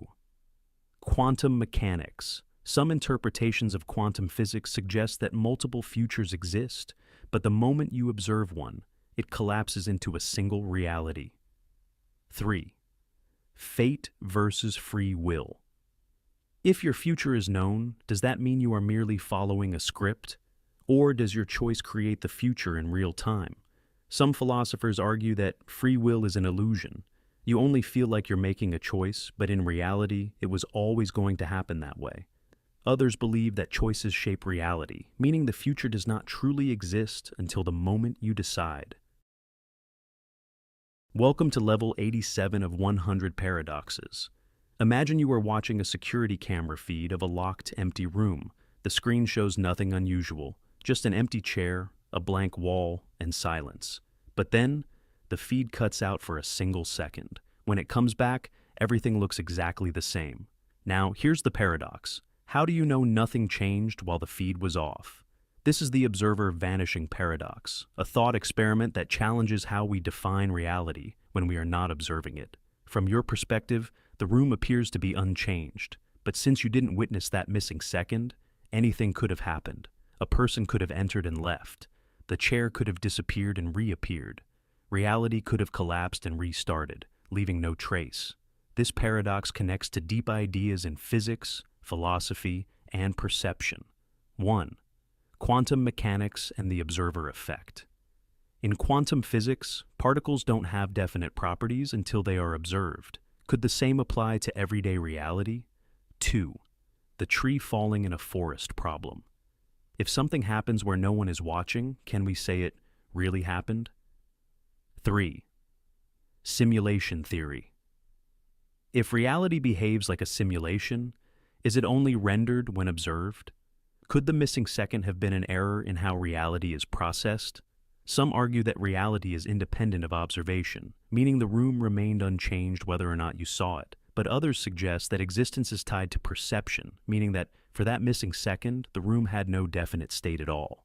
The observer vanishing paradox forces us to ask, is reality always there, or does it only exist when we observe it? And if there are gaps in our awareness, can we ever truly know what happens when no one is watching? Welcome to level 88 of 100 paradoxes. Imagine a small, intelligent being, Maxwell's demon, who can cheat the laws of physics. He sits at the door between two chambers of gas, carefully opening and closing a tiny trap door. Every time he sees a fast-moving molecule, he lets it pass to one side. Every time he sees a slow-moving molecule, he keeps it on the other side. Over time, one side gets hotter and the other gets colder, creating a temperature difference without using any energy. This seems to violate the second law of thermodynamics, which says that entropy, disorder in a system, must always increase. But physicists later found a catch. Maxwell's demon doesn't just sort molecules, he must also store and process information about them. Now, let's add a new problem. What happens if the demon forgets? This is Maxwell's demon with information loss, a paradox that connects physics, computation, and entropy in a completely new way. If the demon keeps track of every molecule forever, he seems to cheat thermodynamics. But real systems can't store information perfectly. At some point, the demon's memory fills up, and he must erase old information to keep working. And here's the crucial twist. Erasing information creates entropy. In 1961, physicist Rolf Landauer discovered that whenever information is erased, heat is released, increasing disorder in the system. This means that no matter how perfectly Maxwell's demon sorts molecules, he must eventually delete old data, which restores entropy and prevents a perpetual motion machine. This paradox forces us to rethink not just physics, but also computation. If information is a physical thing, does memory storage itself obey thermodynamic laws? If forgetting increases entropy, does that mean every act of memory loss creates heat? Does this mean intelligence and computation are fundamentally linked to energy consumption? Some scientists argue that the universe itself may be like Maxwell's demon, constantly processing and erasing information. Others suggest that entropy is not just about disorder, it is directly tied to the limits of knowledge. Welcome to level 89 of 100 paradoxes. Imagine two scientists conducting an experiment in a high-tech lab. One scientist, Alice, stands inside an isolated chamber where an event will take place. A flash of light triggered by a quantum particle. The other scientist, Bob, stands outside the chamber, observing the results on a screen. Now, here's the setup. Inside the chamber, Alice sees the flash of light and records the time it happens. Outside the chamber, Bob's screen updates a few seconds later, confirming that the light flashed. But now, something strange happens. A glitch in the system erases Alice's memory of seeing the light. She checks her notes and finds no record of the flash happening. From her perspective, it never happened at all. Bob, however, still has the data on his screen proving that the event occurred. Now, here's the paradox. Did the event actually happen if one observer has no record of it? And if reality is observer-dependent, which observer is correct? This is the observer-dependent causality paradox, a problem that challenges the very nature of cause and effect. At first, it seems like a simple mistake. Alice just forgot. But in quantum mechanics, an event's existence can depend on whether or not it was observed. If Alice has no record of seeing the light, then as far as she is concerned, it never happened. But Bob's observation says otherwise. Welcome to level 90 of 100 paradoxes.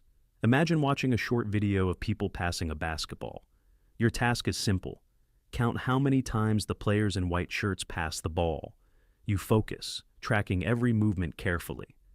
At the end of the video, you confidently give your answer. But then the researcher asks, "Did you see the gorilla?" Confused, you watch the video again, this time without counting. To your shock, a person in a gorilla suit walks into the scene, beats their chest, and walks away. You never even noticed. This is the invisible gorilla experiment, a psychological paradox that reveals a flaw in how we perceive reality. It proves that we don't see everything. We only see what we expect to see. At first, this seems like just a trick of attention, but the implications go much deeper. If we can completely miss something as obvious as a gorilla, what else are we missing in everyday life?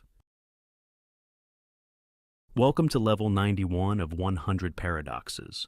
Knowledge seems limitless. There are truths about the universe waiting to be discovered, and in theory, anything that is true can eventually be known.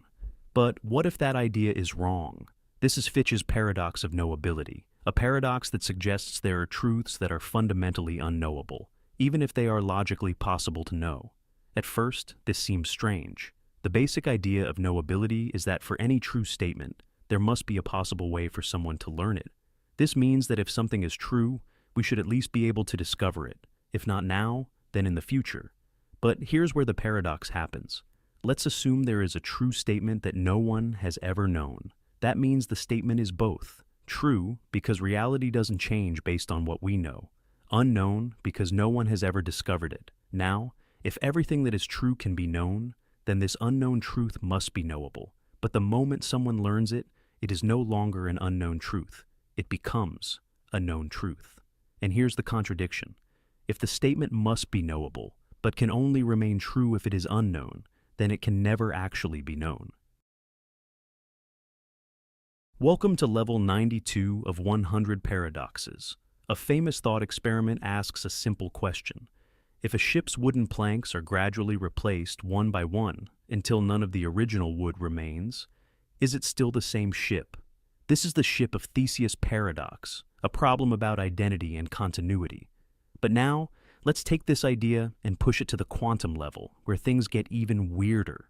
Imagine that instead of a ship, we ask this about you, your body, your mind, and even the smallest particles that make you. On a basic level, the atoms in your body are constantly being replaced. The cells in your skin, your organs, even your brain, are not the same as they were years ago. The particles that make up your body today were once part of other things: stars, air, water, plants. So, if every part of you has changed, are you still the same person? Now, let's take this further. In quantum mechanics, identity is not as fixed as we assume. 1. Quantum superposition. A particle doesn't have a single definite state until it is observed. Could the same be true for identity? Do you exist in multiple versions until reality forces one into being? 2. Quantum entanglement. If two particles become linked, they share information instantly across any distance. If your atoms interact with the world constantly, is you just an evolving web of connections rather than a fixed identity? 3. Quantum tunneling. In rare cases, particles can teleport across barriers without crossing the space in between. If your particles are constantly shifting, is the version of you right now even the same one that existed a moment ago? This creates a paradox. If classical physics struggles to define the same ship after gradual change, quantum mechanics makes identity even more unstable. If particles are interchangeable and constantly replaced, then are you a continuous self, or just a pattern that persists for a while? Some physicists and philosophers argue that identity is not about the matter itself, but about the information and structure that remains over time. In this view, the ship of Theseus remains the same because its form persists, even if its parts are swapped out. The same could apply to you. Your consciousness and memories are what matter, not the specific atoms that make you up. Others suggest that true identity does not exist at all. Just like quantum particles, we are constantly shifting, never truly the same from moment to moment, meaning the idea of a stable self is just an illusion. Welcome to level 93 of 100 paradoxes. Imagine waking up one morning to find that everything feels slightly off. The people you know act the same, your house looks identical, and the world functions normally. But something is different. Then you check the news and realize something impossible. Every recorded event in history has been reversed. Wars were fought backward, buildings were constructed by collapsing in reverse, and rivers have flowed upstream, yet nobody seems to notice. Now, here's the paradox. If reality had always been reversed, would we even be able to tell? This is the reversed reality paradox, a problem that questions whether we can ever truly know the nature of time, memory, and causality. At first, it seems obvious that we would notice. After all, time moves forward and we remember the past. But what if our memories are also reversed? If every event played backward but our memories updated to match, we would still believe time was moving forward. If cause and effect flipped, we would perceive them as normal because our understanding of before and after would also be reversed. If this reversal had always been the case, then there would be no way to compare it to anything else, meaning we would accept it as reality. This paradox raises deep questions. Is time truly moving forward, or is that just an illusion created by memory? If we only experience time in one direction, how can we ever prove that's the right way? Would reversed reality be any different from normal reality if all perception adjusted to match? Welcome to Level 94 of 100 Paradoxes. Mathematics describes everything in the universe, from the motion of planets to the structure of atoms. But what if mathematics is the universe? This is Tegmark's mathematical universe hypothesis, a radical idea proposed by physicist Max Tegmark, which suggests that the universe itself is nothing more than a mathematical structure. At first, this might sound strange. We usually think of mathematics as a tool, a way to describe reality.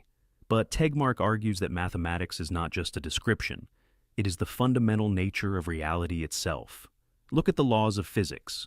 The equations that govern gravity, electromagnetism, and quantum mechanics are deeply mathematical. The constants of nature, like the speed of light or the charge of an electron, seem to be numbers woven into the fabric of existence. But Tegmark takes this one step further. Instead of saying the universe follows mathematical laws, he suggests that the universe itself is a mathematical object. Think of a perfect circle. In the abstract world of mathematics, a circle has an exact radius, an exact circumference, and follows precise rules. According to Tegmark, the universe is just another mathematical shape. Complex, yes, but fundamentally no different from a geometric object. If the universe is purely mathematical, then 1. Everything, including space, time, and even consciousness, is just numbers and relationships between them. 2. The laws of physics are not rules imposed on reality, they are reality. 3. If mathematics exists outside of time and space, then the universe itself may be timeless and infinite. If all mathematical structures exist, then there should be universes for all possible mathematical systems. This means that our universe is just one mathematical structure among infinitely many.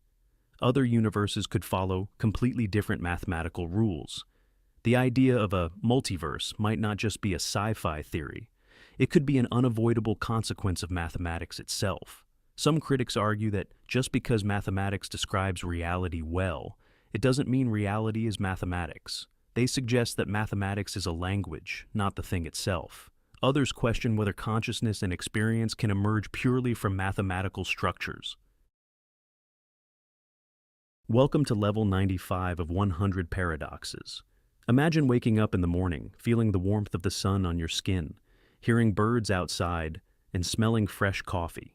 Everything feels real, but what if none of it actually exists? What if you were just a brain, floating in a vat, hooked up to a powerful computer that simulates your entire reality?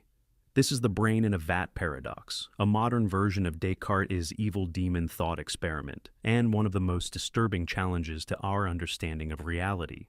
If your brain were removed from your body and placed in a vat of nutrients while a supercomputer fed it electrical signals that perfectly simulated your senses, you would experience life exactly as you do now. The sky, the ground, your own body. All of it could just be a simulation. At first, this seems impossible. But if a computer could perfectly replicate every sound, sight, and feeling, how would you ever be able to tell the difference? Everything you know about reality comes through your senses, but if those senses could be manipulated, then how can you ever prove that the world you experience is real? This paradox raises unsettling questions. If all experiences could be simulated, then what does it even mean to know something? How can we trust anything we perceive? Some philosophers argue that it doesn't matter. Even if you were a brain in a vat, your experiences would still be real to you. Others suggest that without a way to prove external reality, we can never be certain of anything beyond our own thoughts. This isn't just a thought experiment. It connects to modern science. Neuroscientists have already manipulated brain signals to create artificial sensations, proving that perception can be altered. Welcome to level 96 of 100 paradoxes. Imagine shining a beam of light through a complex experiment, knowing that how you choose to measure it will determine what happens. But here's the twist. You make the decision after the light has already passed through part of the setup. This is Wheeler's delayed choice paradox, a mind-bending thought experiment in quantum mechanics that suggests the past isn't fixed until we observe it. To understand how strange this is, we need to go back to the double-slit experiment.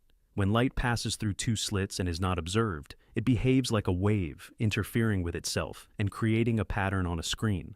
But when we observe which slit the light goes through, it behaves like a particle, and the interference disappears. Now, what happens if we wait until after the photon has passed the slits to decide whether to measure it as a particle or a wave? This is exactly what physicist John Wheeler proposed. In the delayed choice experiment, a photon is sent toward a setup where it can take multiple paths. But instead of deciding how to measure it beforehand, we wait until after the photon has passed the decision point to determine whether we measure it as a wave or a particle.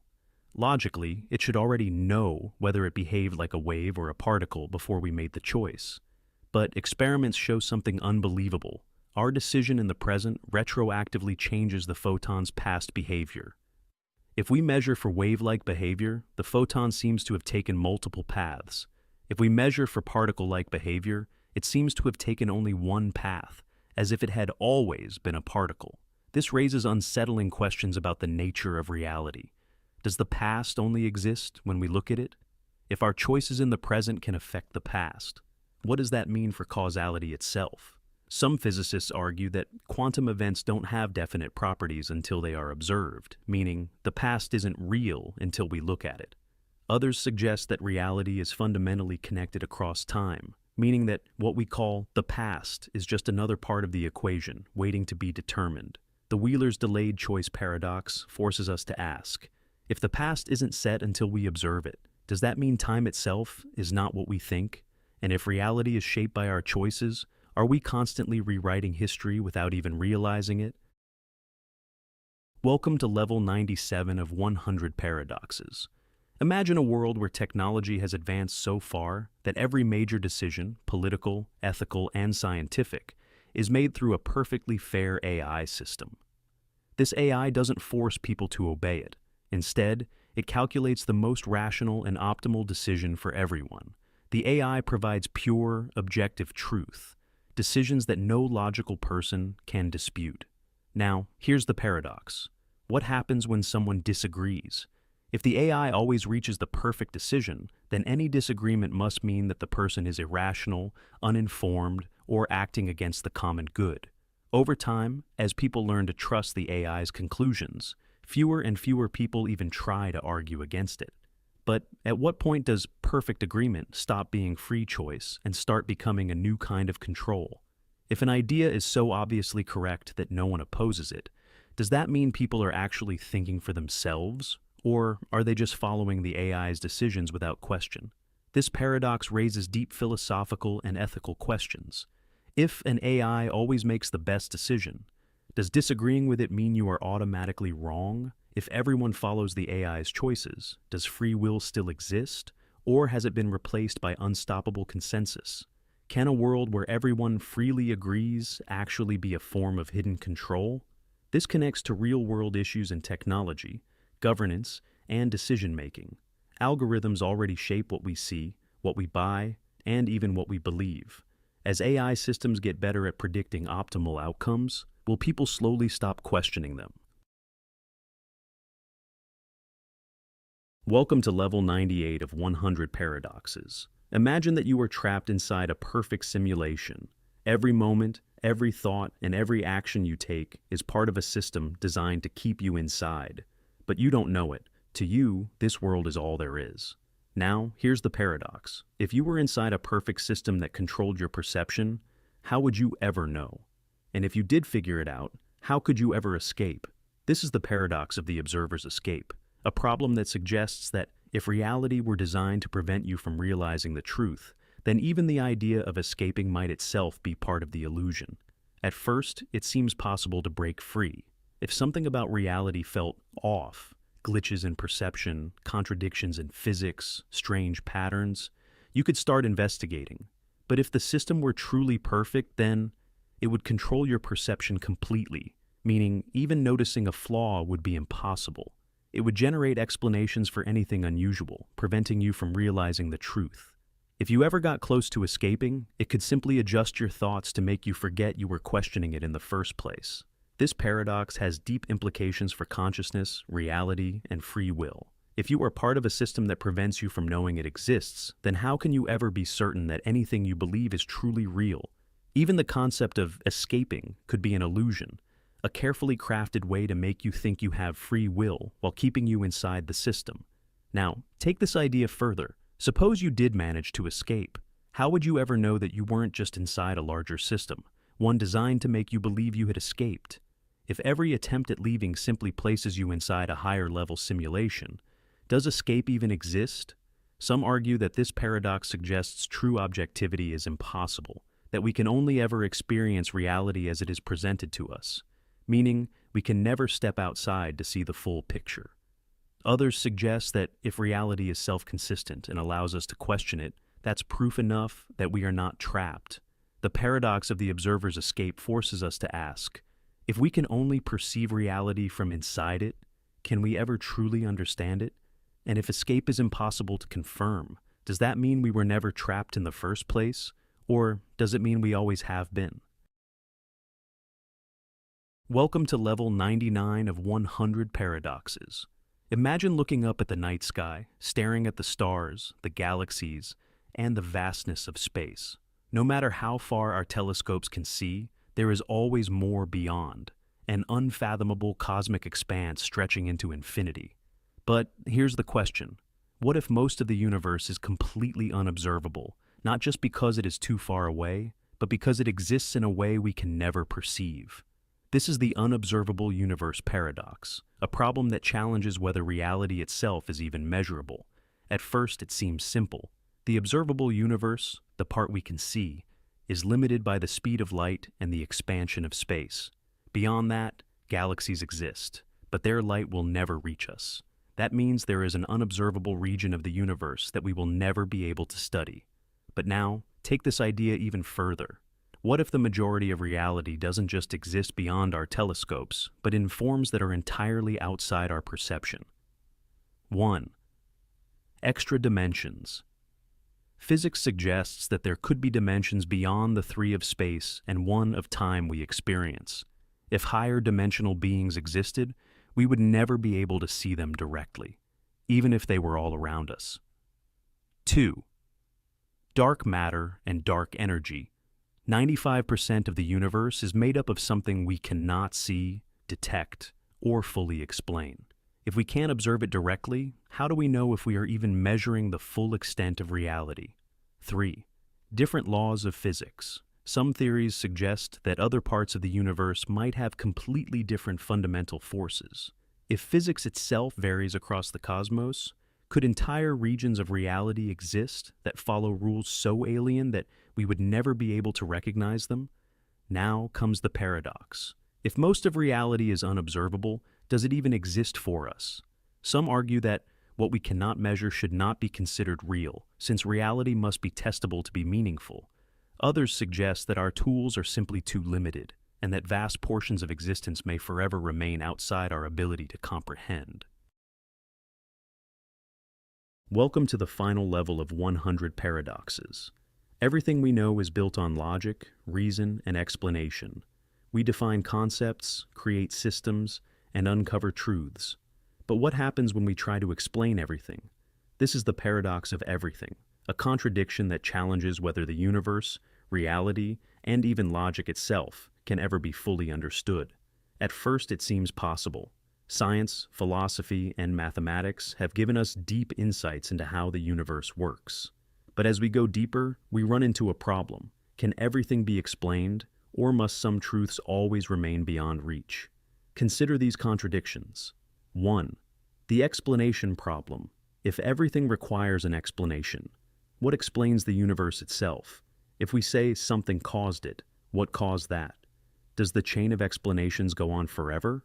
or does it eventually stop at something unexplainable? 2. The limits of logic.